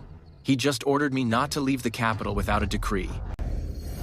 What about Brian? Him? Don't worry, Mom. Brian is perfectly safe. He is currently building his own legend. His own great achievements. Leading the Shadowfield Iron Cavalry, Brian has already reached the shores of vast sea. Really? That's wonderful. That is how a real man should be. Mom, don't you worry. What should we do? Wait. Wait for Prince Grant to enter the capital, and then wait for Prince Paul to return. His Majesty sent him to South Lake. Now that Prince Richard has fallen, it's time for him to come back. Between the Crown Prince and Prince Paul, a battle is inevitable. What we need to do is to make the most of this opportunity. To slay the dragon.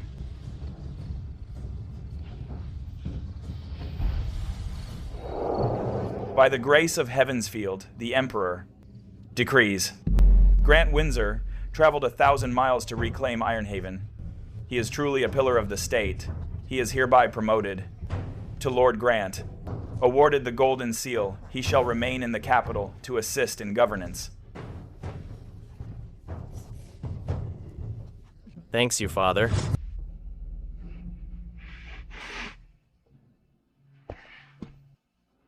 Father, your son feels that shadow field. Since Prince Grant is staying to assist in governance, Shadowfield should be assigned a new commanding general. I recommend the commander of Cloudvale, Stephen Novak, to be transferred to Shadowfield. Father, the Shadowfield army is one of the frontier districts. Replacing the general so abruptly might destabilize the troops' morale. It would be better to choose an officer from my 7th brother's ranks. Promoting one of them would be more appropriate. The Crown Prince is sickly. Matters of the court are best left alone by you, lest you further damage your health. I am only concerned for the people at the border. Enough. Prince Grant, what do you say?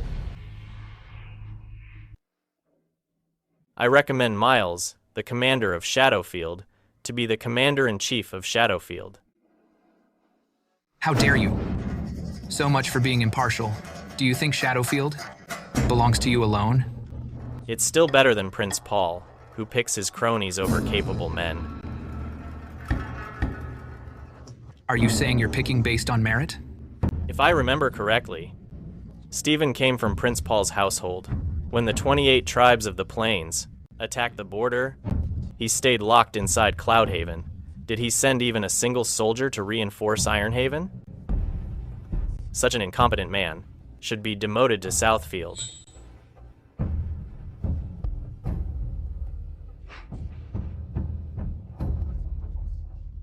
Ironhaven has fallen.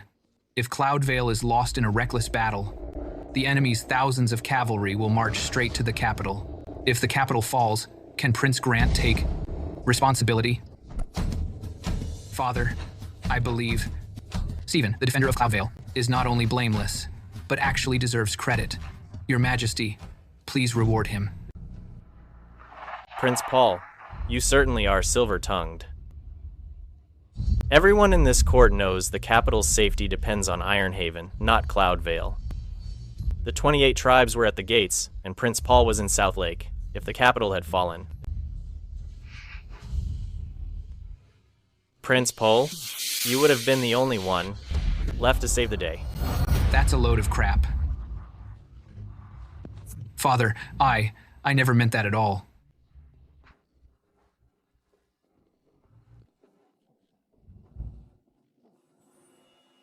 I trust Prince Paul. He wouldn't have such thoughts. Father, I believe Prince Grant has a point. Stephen Novak stayed in Cloudvale and did nothing, leaving Ironhaven to fight alone. It was a clear dereliction of duty. I ask you to punish him without mercy. Your Highness, you certainly know how to pick your moment. Being so eager to win over Prince Grant, what are you trying to do? Start a mutiny or throw a coup? Paul, you. Enough.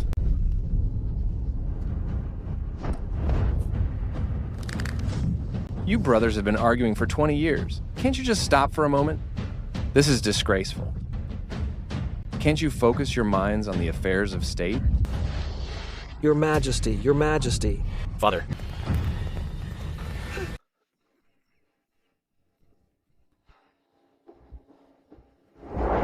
Are you trying to infuriate me to death?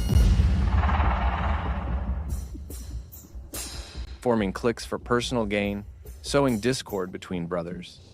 Is this how you repay me? Father, I wouldn't dare. As the Crown Prince, you have no ambition. As the heir, when have you ever cared about the affairs of state?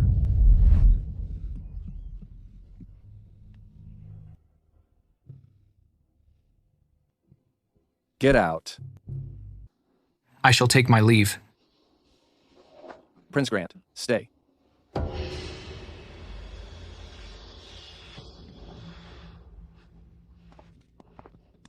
Come forward.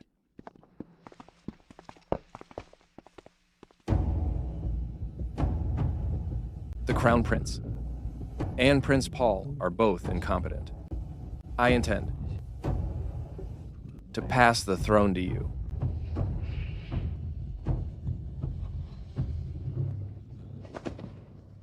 I wouldn't dare. I only wish for your Majesty to remain in good health. Do you truly not want it? My mother was of humble birth. That I am here today is all thanks to your protection, Father. I only wish to ease your Majesty's burdens. I've never had such delusions.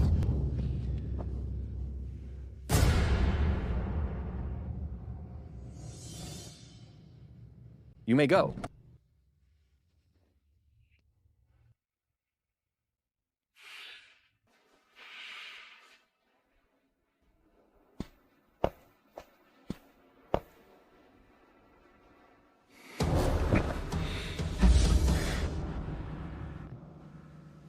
What is the situation in Shadowfield? Your Majesty, Shadowfield is now under Miles's complete control. Prince Grant returned to the capital with only the reinforcements from Ironhaven, those 3,000 elite cavalry. Keep a close eye on him. Understood. Order Miles to bring Brian back to the capital in secret. Do you intend to move against the Caldwell family?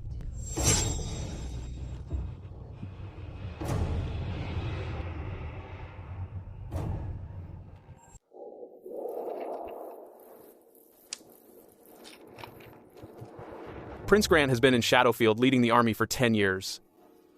I wonder how much courage you have. If your Highness has any orders, I will not hesitate. I want to throw a coup.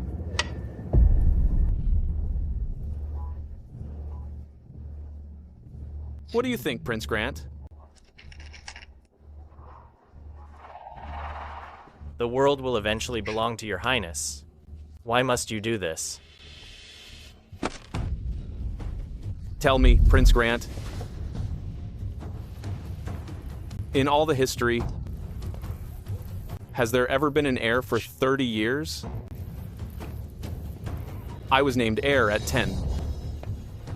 And it has been exactly 30 years. But that old man never mentions letting me oversee the state. Father. Father might just be testing you. Ha ha ha. It's only because I'm a cripple. It's not a good look for the royal family.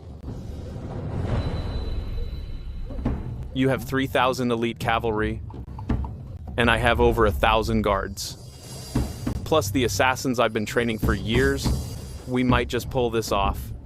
Your Highness. If we succeed, you and I will divide the lands and rule.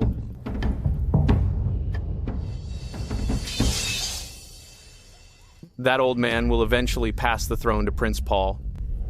Are you okay with that, Prince Grant?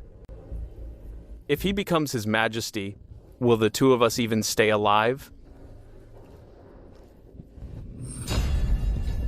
Don't forget, Prince Grant, your mother, died at the hands of Prince Paul's mother.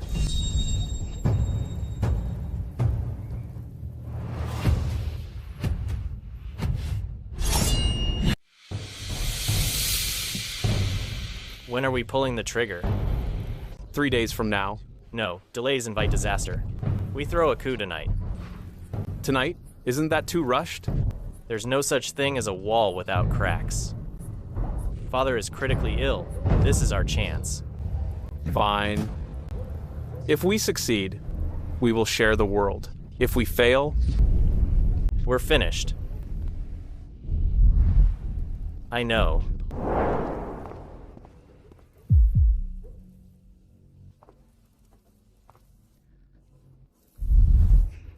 Prince? Prince? Sir. Greetings, madam. Oh, Prince, you shouldn't. Enough. Let's get down to business. I only have a moment. Otherwise, I'll definitely be clocked. What's the plan for entering the city tomorrow? I hope for your guidance, sir.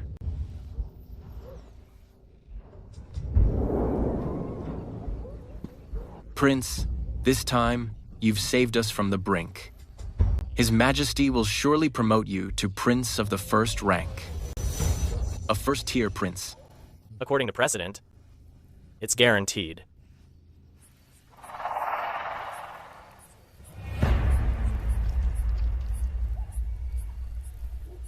Given His Majesty's paranoid nature, he will certainly test you. Test? Test me on what? To see if I have any ambition for the throne. Next, His Highness Elias Windsor will invite you to a mutiny, to throw a coup. Your Highness, I don't want the throne. I only want one person. Very well. Prince Paul's head will be my first gift to Prince Grant. Then I will await your good news, Your Highness. Prince Grant, go and prepare. At 2 a.m. tonight, we will raise the troops.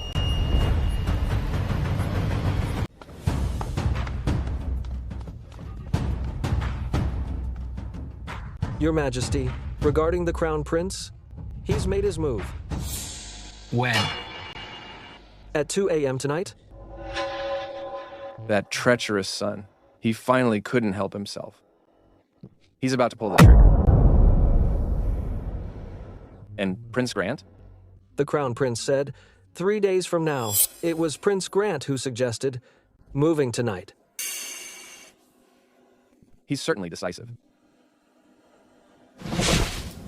Come on. The Capitol Guard. To surround Prince Grant's military camp.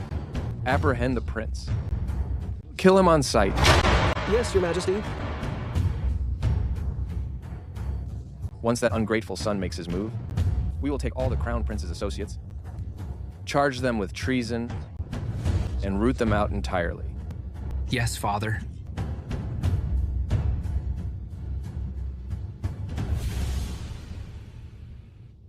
The path. I have paved it all for you. They all say you're just like me. I want to see exactly how much you take after me. Father, I will certainly not disappoint you. Go now.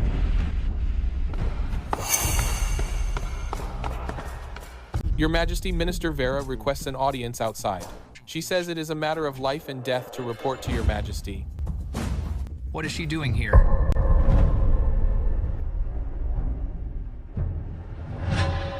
Prince Grant said that whether he agreed or not, the Crown Prince would throw a coup, so he could only feign agreement, and asked me to inform your majesty so you could take precautions. Prince Grant is loyal indeed.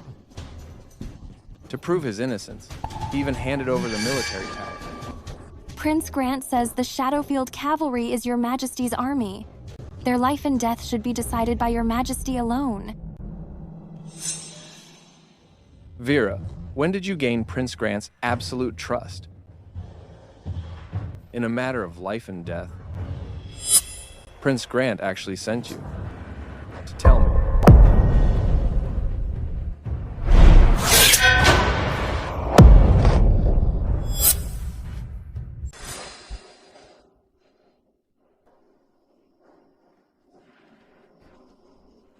Prince, do you think?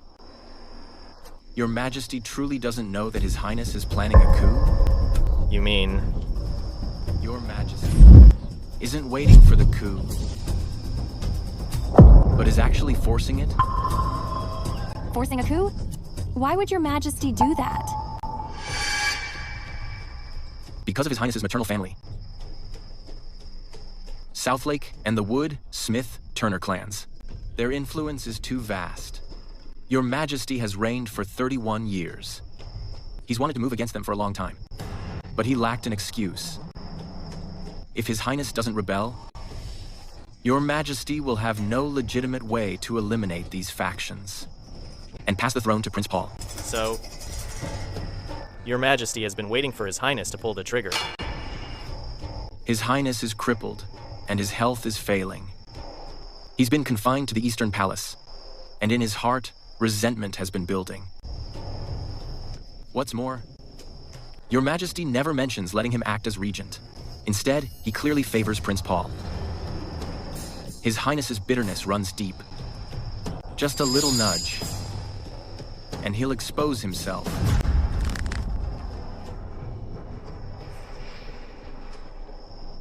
So, Your Majesty isn't guarding against His Highness. He's drawing the snake out of its hole. It figures Madam is brilliant.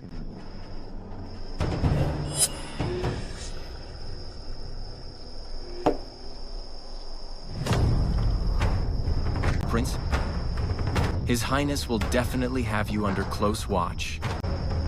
If you go to see Your Majesty in person, His Highness will know immediately. And you must surrender the command seals and pledge your loyalty to Your Majesty. I understand.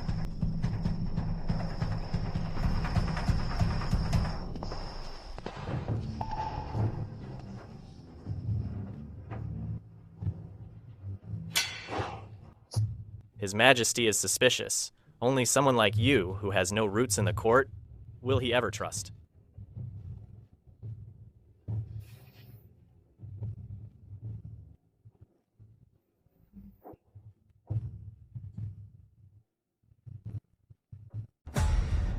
Your Majesty, Prince Grant said he has been at the border for so long that he is unfamiliar with the court's affairs.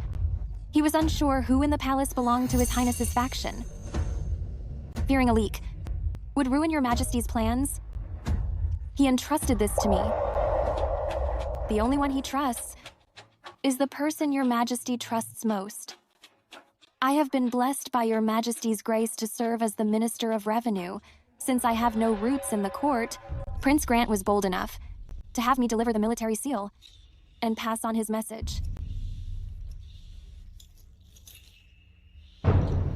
Vera, you have done well.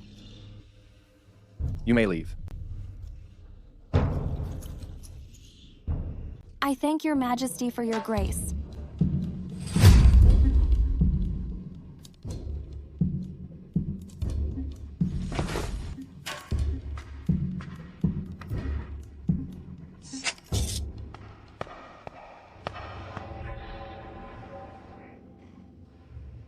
Father, this woman. I know what I am doing. Go and prepare yourself as well. Yes, Father, as you command.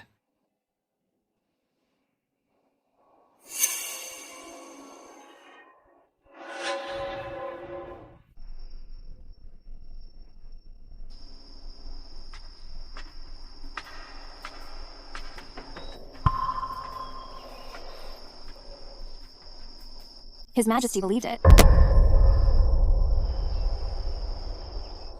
Good work. Ethan, tell me, do you think His Majesty will really spare Prince Grant?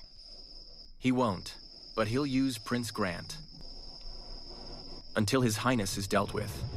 His Majesty needs Prince Grant to keep the court together for him, so he won't touch him for now. I see.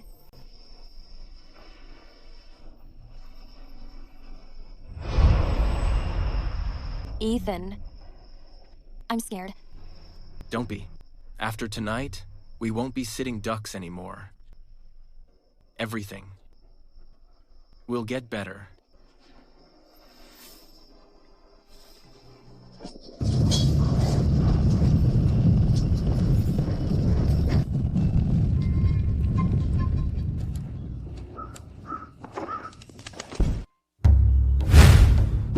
You ungrateful son. I gave you the title of the crown prince, gave you the honor of the heir, let you be the heir for 30 years. Is this how you repay me? 30 years. Father, you know it's been 30 years. In the history, how can someone be the crown prince for 30 years? I'm not dead yet. You aren't dead. But I'm already dead. All because of this leg. The way you look at me is like looking at a fuck-up. You'd rather support Prince Paul than even look me in the eye. I was named the Crown Prince at 10. Since my mother died, I've lived in the Eastern Palace, trembling in fear for 18 years. 18 long years. You never let me act as regent, much less take charge of the state. What did you take me for? A whetstone? Waiting for Prince Paul to come into his own just to kick me aside? Ha ha ha ha ha. And so, you're going to rebel? Rebellion? Father, you think I wanted to rebel? You're the one who forced my hand. You ungrateful son.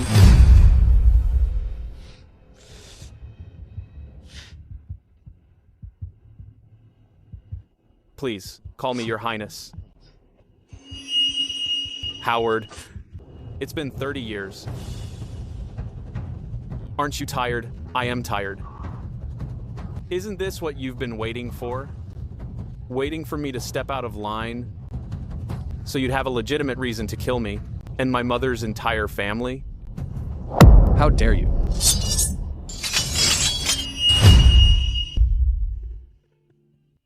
How dare I? How dare I? Ha ha ha ha. I am your son. You're the one who personally drove me to this.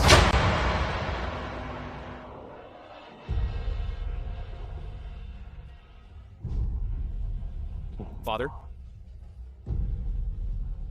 I only have one question.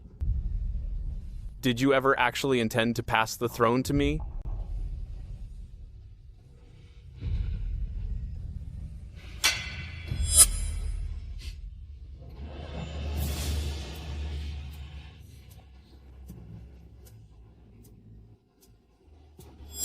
Howard,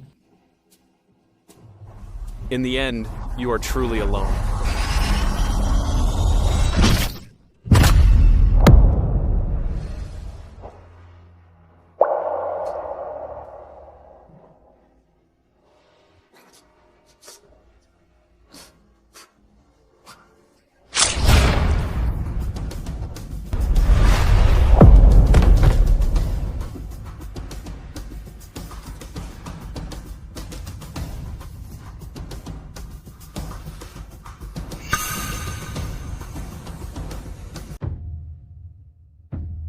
By the mandate of Heavensfield, the Emperor decrees.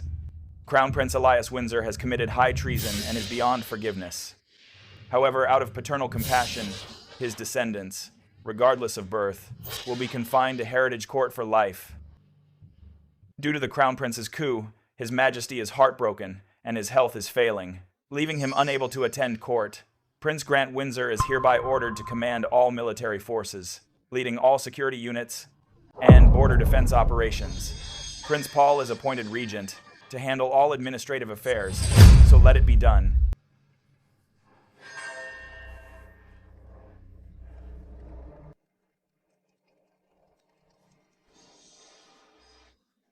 This is an unprecedented crisis. What are we supposed to do now?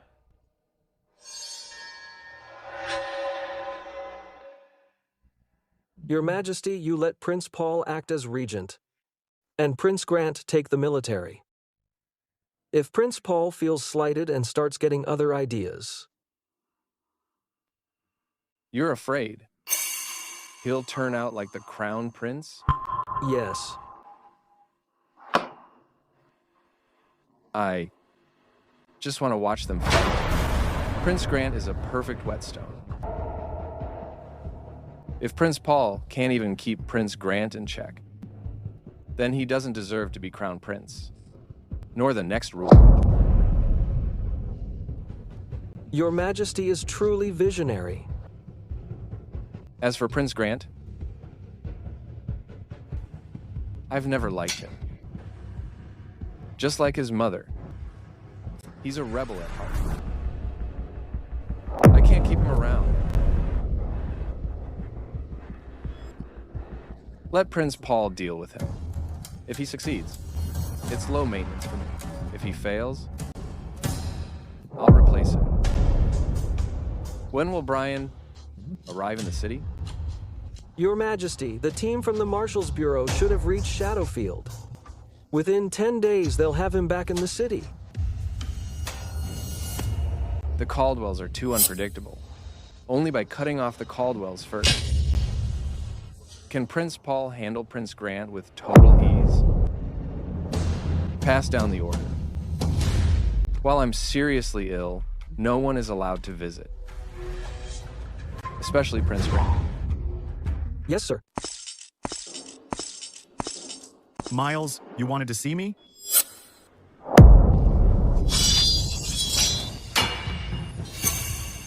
Miles, what is the meaning of this?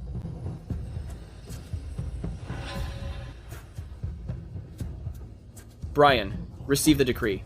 You faked your death to escape. You deceived the Emperor. This is unforgivable.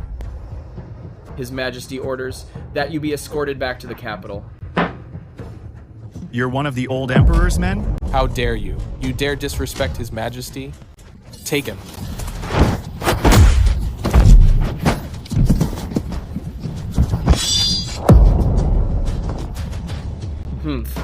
Why do you think everything in Shadowfield was something His Majesty knew so clearly? Take him away. Move.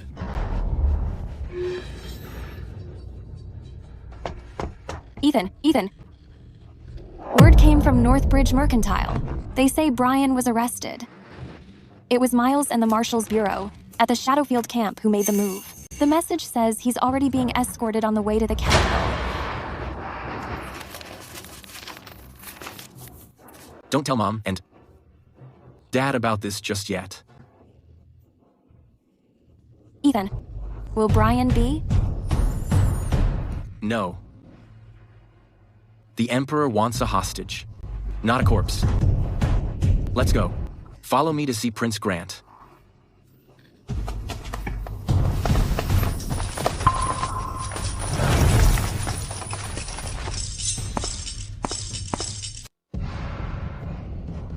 His Majesty has issued a decree. Everyone in the Caldwell estate is forbidden from leaving. Violators will be executed on sight.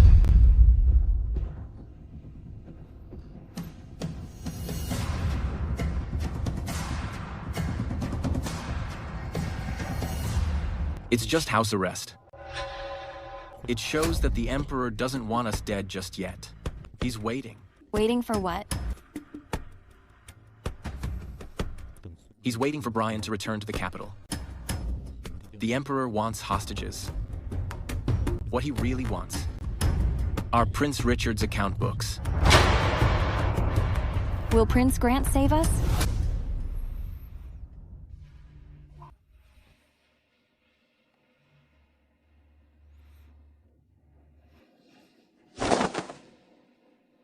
By the grace of heaven, the Emperor decrees. The borders are under attack. Ironhaven, Cloudvale are in critical danger. Prince Grant is hereby ordered to depart for Ironhaven immediately to oversee the defense of the 3 districts. There shall be no delay. By order of the Emperor. I accept the decree.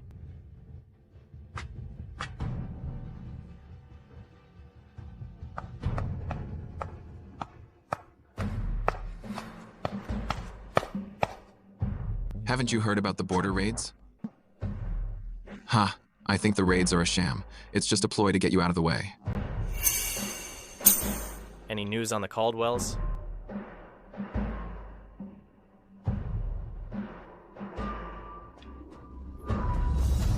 Prince, Commander-in-Chief of the Imperial Guard has surrounded Minister Vera's estate. What? Father. Why the rush? Keep your cool. Yes, Father. Your Majesty, Prince Grant has left the city. 3,000 elite riders remain at the suburban camp. They haven't been mobilized yet. Good. Excellent. Send someone to take over the Shadowfield cavalry. Prince Grant is no pushover. Be careful not to let things go sideways at the last minute.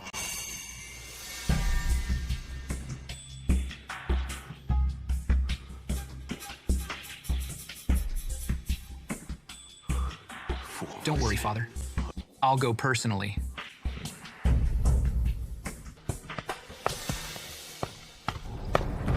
The Caldwell estate. Any unusual activity? Reporting to Your Majesty. Prince Grant's people only watched from a distance. No unusual activity. No matter who it is. If anyone approaches the Caldwell estate, kill them all. Yes. Caldwell estate. Vera Caldwell. Ethan Alden.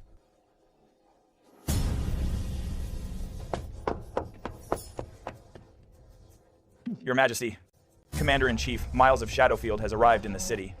He is waiting outside for an audience. Send him in. Yes.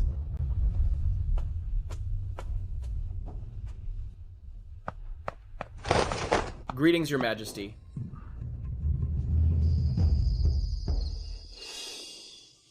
Ethan.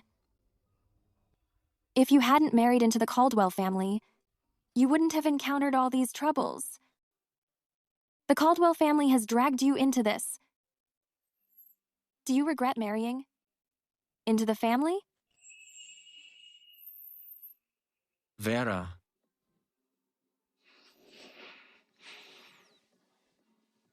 Actually, I was the one who chose to. Marry into the family.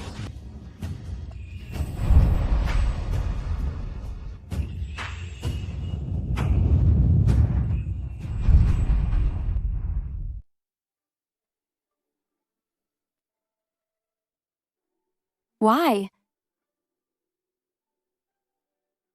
Because I've known you for a long time.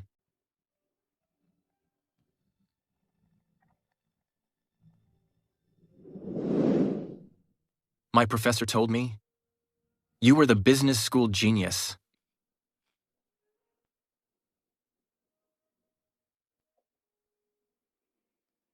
During your exchange program, you were already on Wall Street, pulling the strings of hundreds of millions.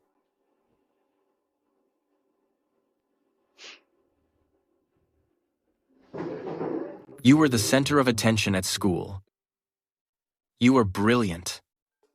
And I was just a face in the crowd. I thought that in this life, our paths would never cross again. History records that, in the 31st year of Sterling era in Mayfield, Emperor Howard Windsor placed the imperial treasury under the control of Bogri.com, a female official surnamed Caldwell. She was incredibly brilliant and helped the emperor amass a massive fortune. But she was ultimately sentenced to death to appease the public anger.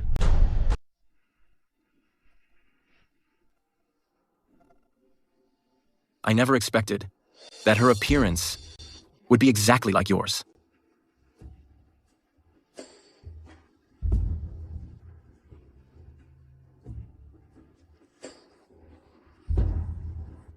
Back then, I'd already been here for 2 years since I went back in time. By writing novels, I'd built up quite a fortune and opened several bookstores. I sold off all my bookstores and found Rivermore's most silver-tongued matchmaker.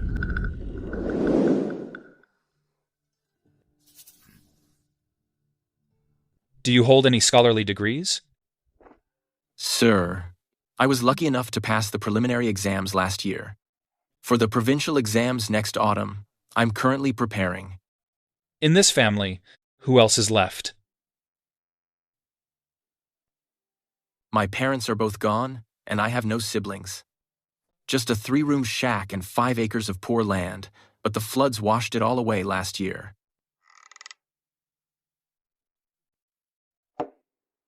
He looks decent enough. He's a good match for Vera, not a bad deal. The key is that he has no relatives. It saves us trouble later. I agree. Ethan, shouldn't you look around more? No need.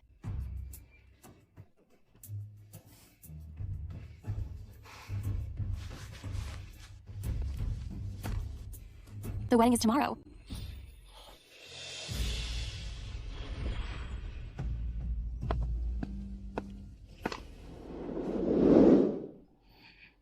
So, from the very beginning, you did this on purpose.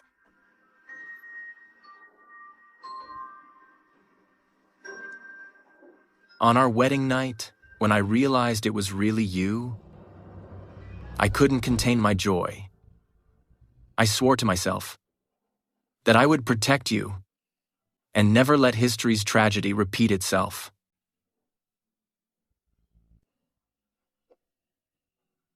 Then is the one you love? The Mayfield official Vera Caldwell? Or the Vera Caldwell who went back in time? The one I love, from beginning to end, has always been the same soul. No matter the time or place, or what her name is. You certainly have a way with words. I swear to God, if I'm lying, may lightning strike.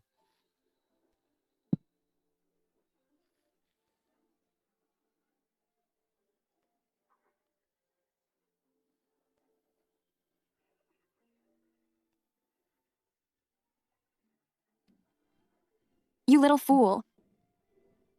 Actually, I've been waiting for you for a long time, too. Our classmates all said you were a graduate student in the history department, and your grades were great.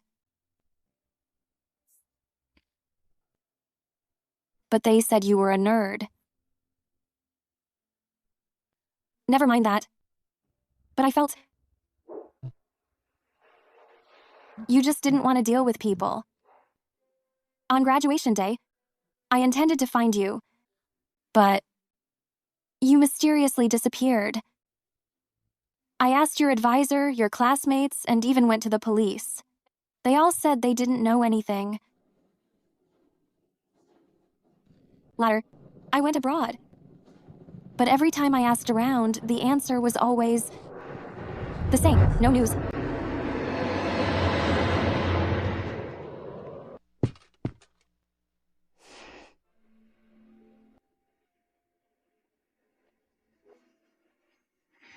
The moment I saw you, I was so thrilled. It was you. It really was you. But you had changed. You were wearing ragged clothes, keeping your head down, like some down-and-out scholar. I didn't dare recognize you, nor did I dare ask.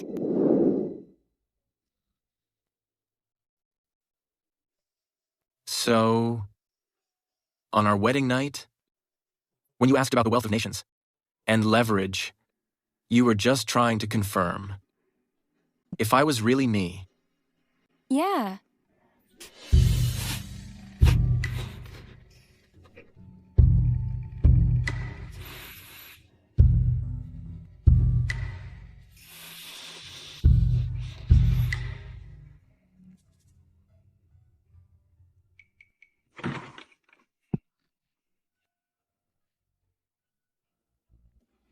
Dad, what's up?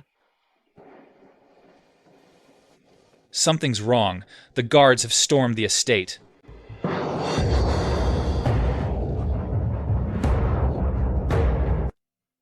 His Majesty has summoned you.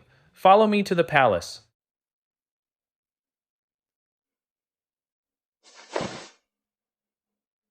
The one His Majesty wants to see is Moo.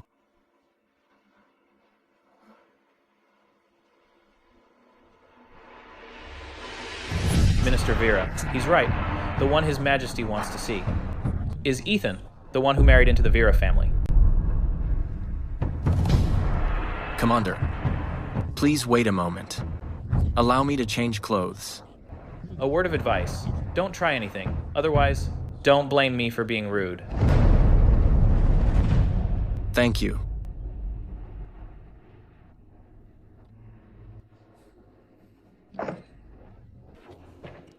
Why does the Emperor suddenly want to see you?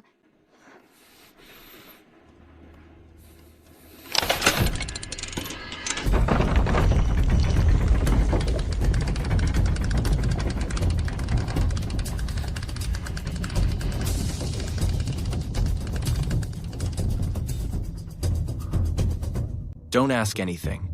Take your parents-in-law and leave here immediately. What about you? If I leave, the Emperor will certainly get suspicious. Besides, I want to meet this old friend. To give him one last history lesson. Then I'm coming with you. No. Remember, go straight north once you exit the secret passage. Someone will be there to meet you.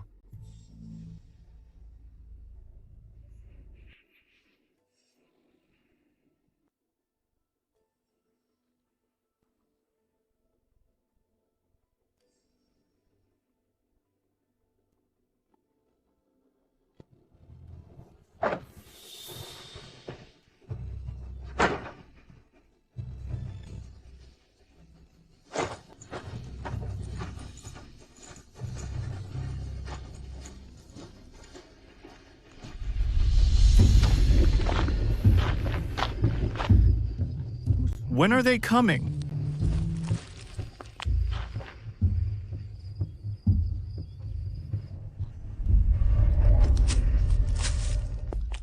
Mom, Dad, Vera. Brian. Prince Grant. Ma'am.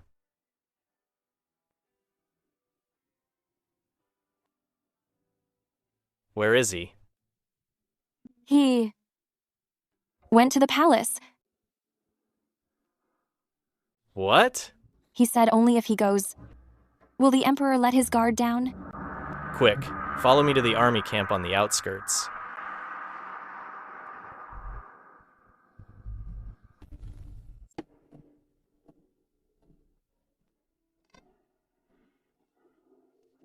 Insolence.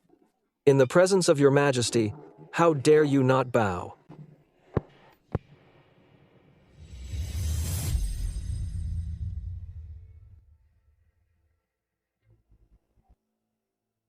Please forgive my rudeness, your majesty. Although I and your majesty have only met once, we have been kindred spirits for years. Are you seeking death? Or do you simply know you won't survive the night? It doesn't matter.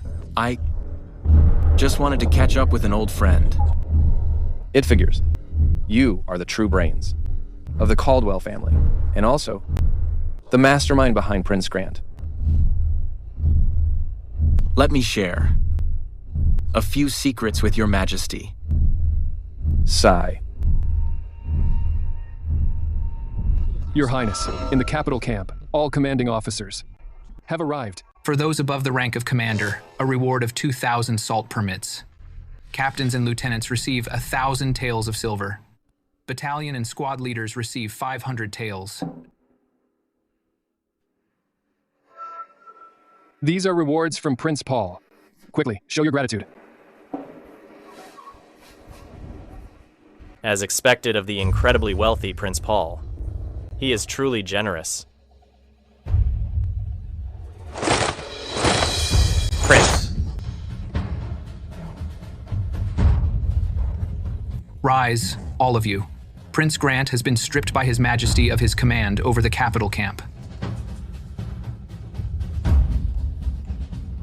Prince Grant, you have a lot of nerve. How dare you sneak back into the capital? I am here by imperial decree to command all the armies of the realm. Today, I shall purge the court of traitors. Grant, are you planning a rebellion?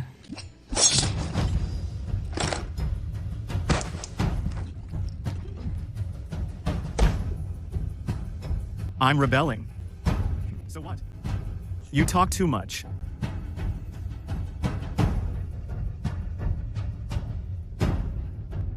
Mobilize the troops. To the palace. Understood. Your Majesty, let me tell you a few secrets. As they say. The court ministers all say that back then, the late Empress saw your Majesty's divine aura, your celestial countenance, and your dragon-like majesty. So, she staked her entire clan, 732 lives, to give your Majesty her full support in launching the Falcon Ridge coup, helping your Majesty ascend to the supreme throne.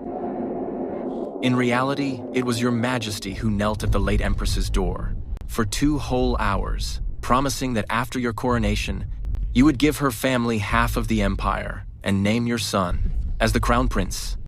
Only then did you gain their support. Why, Your Majesty? It was never me who spoke of it.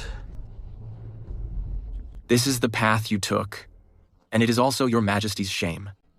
So, in the 13th year of Sterling Era, after you gradually took control of the court, you poisoned the late Empress, but you were afraid that the late Empress's family and their allies would retaliate, so you did not depose the Crown Prince. Who are you? Who the hell are you? Don't be in a hurry, Your Majesty. There is more. For example, in the 5th year of Sterling Era, the 3 marquises who colluded with Lord Bennett to rebel. In fact, they never rebelled. Your Majesty simply framed them and manufactured the evidence. Another example, in the 22nd year of Sterling Era, the Crown Prince's tutor did not die of illness. Instead, Your Majesty ordered the Marshal's Bureau to pay off a manservant, to poison him. Kill him.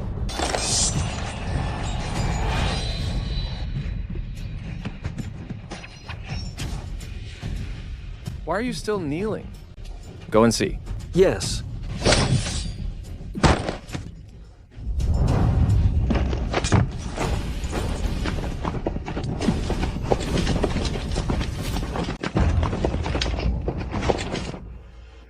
You treacherous son. You didn't go to Ironhaven.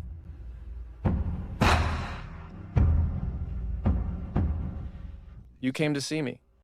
Just to stall me on purpose. So this traitor could seize control of the capital garrison. You truly are, Your Majesty. It figures you'd see through everything. What are you waiting for? Kill this traitor. Kill them.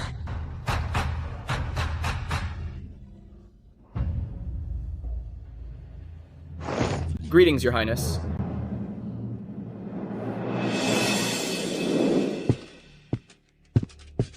Your Highness, you wanted to see me? Commander Darwin, the news of Brian and my arrival at Shadowfield. Was it sent out? What are you talking about? I don't understand. Your Majesty sent you to Shadowfield to spy on Prince Grant. Every 2 weeks, you use the Marshal's Bureau to send secret reports to the capital. Am I right?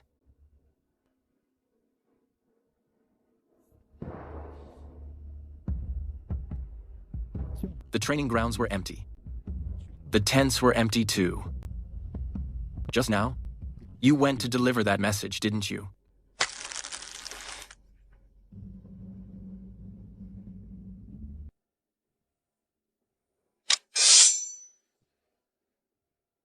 Miles, we've been friends for 10 years. I've always seen you as a brother. Why? Would you do this? Don't blame Commander Darwin.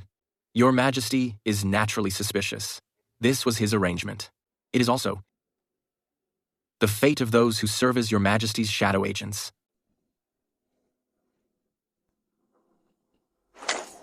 Your Highness, I'm willing to die to atone for my sins.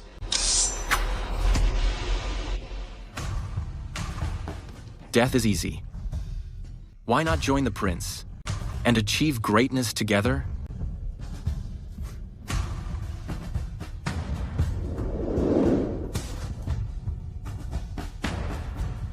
You. Are you all going to betray me too? Rise. Yes. Your Majesty, my daughter was killed by Prince Paul 3 years ago. The Crown Prince is also dead. The throne can only be inherited by Prince Grant. I had no other choice. It was you. All of it was planned by you.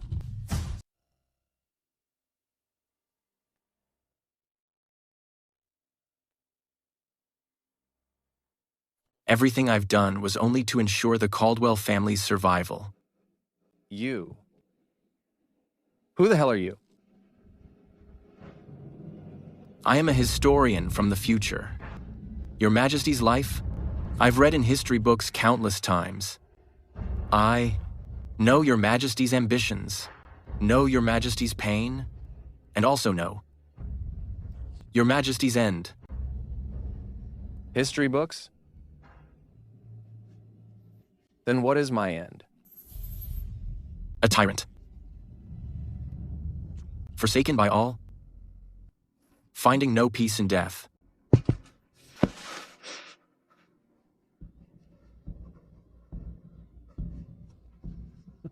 Ha ha ha ha. A tyrant? I have been the emperor for 31 years. In the end, only to be judged like this.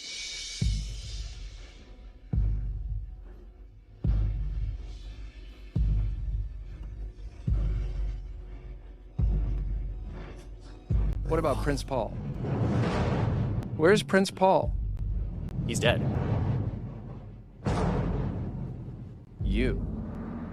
You actually killed your elder brother? He murdered my mother. Your Majesty, please abdicate. Let Prince Grant ascend the throne. He will treat the royal family well and be kind to the people. Your Majesty can also live as the retired emperor within the palace walls, spending your remaining years in peace.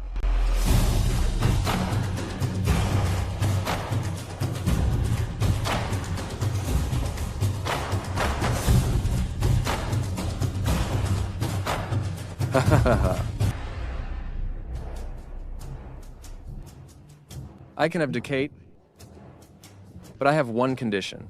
Please, Father, speak. Kill him.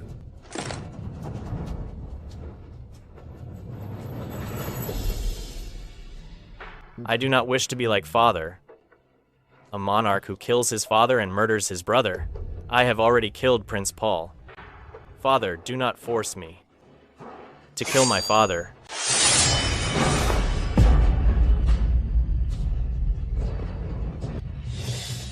By the grace of Heavensfield, the Emperor decrees. Since my accession, I have labored day and night for 31 years. Now my strength fails, and it is hard to manage state affairs. My seventh son, Prince Grant, is both virtuous and highly skilled. He is fit to succeed the throne and shall ascend as emperor immediately. By my command. I accept your decree.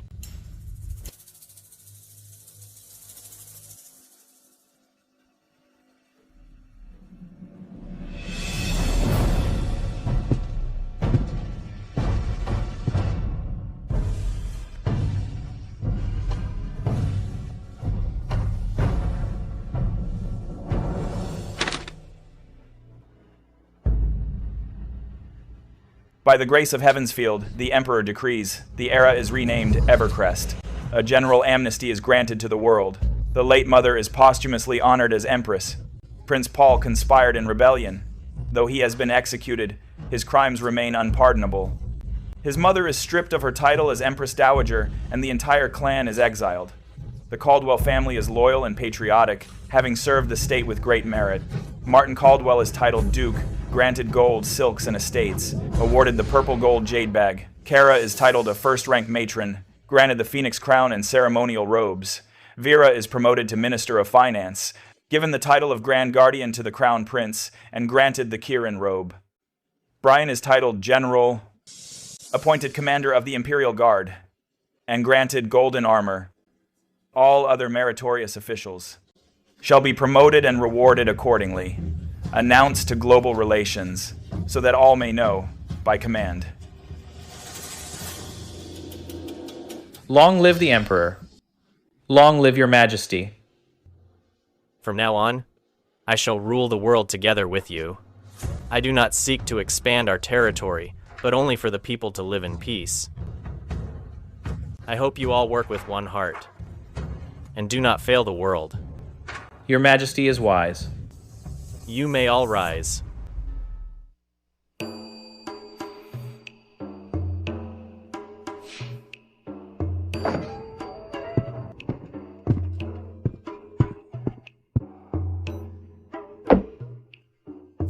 The idler is slacking again. This is called enjoying life.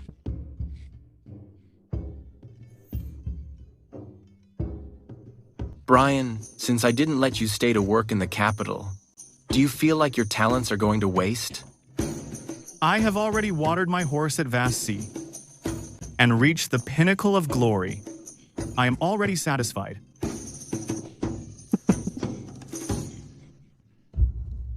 Madame, there is a scholar at the door. He says he is Ethan's student, coming from the capital.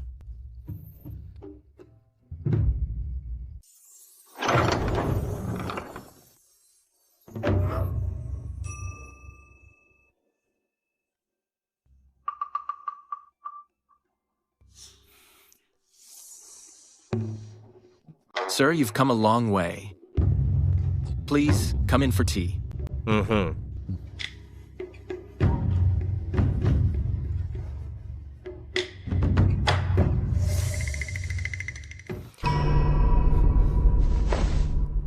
I, Ethan Alden, pay my respects to your Majesty. Sir, I've become emperor, but you have grown more distant. Your Majesty, a ruler is a ruler, and a subject is a subject. There's a distinction. Protocol must be observed.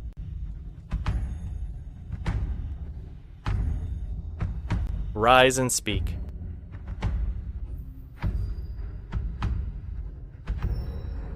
Where are the Duke and his wife? Your Majesty, father and mother couldn't stay idle. 2 weeks ago, they went traveling. I came here this time with several national policies.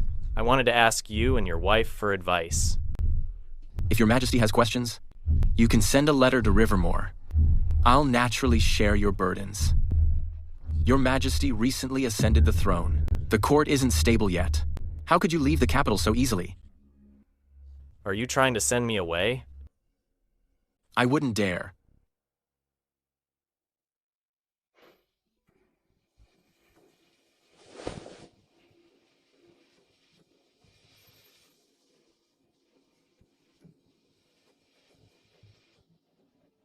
This new tax law is a bit like the twice-a-year system, but it ignores the ongoing land annexation issues. If this keeps up, it'll cause major trouble.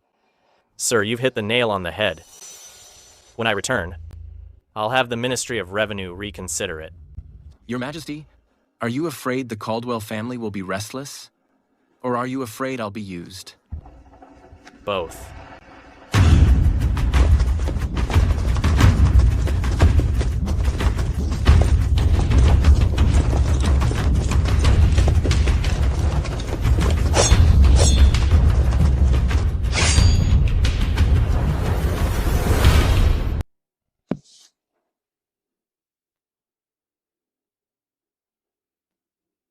So, Your Majesty, what do you want the Caldwell family to do? Sir, your intellect is otherworldly. Your wife has the Midas touch. Brian led 800 men and struck straight at the heart of the Steppes royal court.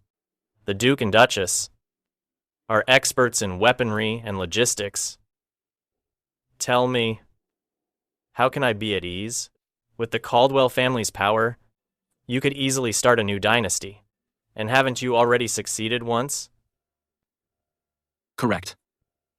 Ordained by heaven. May he live long and ever crest. Everyone wants to be the emperor. Searching through history books of global relations, past and present, they all boil down to these words. Fighting to be emperor.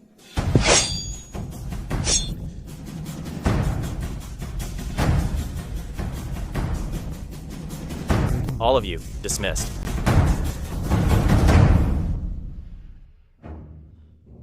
The Caldwell family has the ability, but could they ever be the son of heaven? You, Grant Windsor, can be the emperor. First and foremost, because your name is Windsor.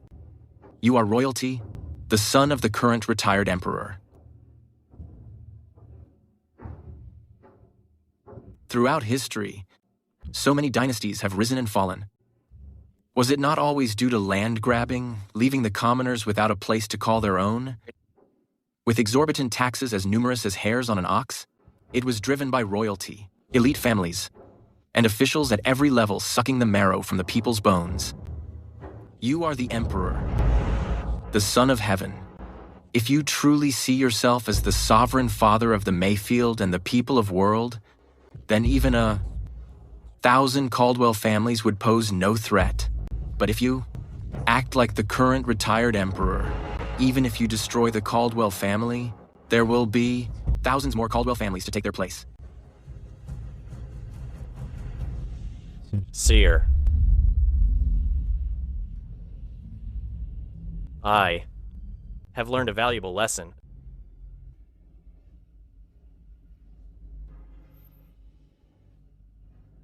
I wonder who incited your majesty to come to Rivermore. A report? Your Majesty, Lord Spencer has entered the city in secret and taken control of the capital district. He intends to restore the retired emperor to the throne.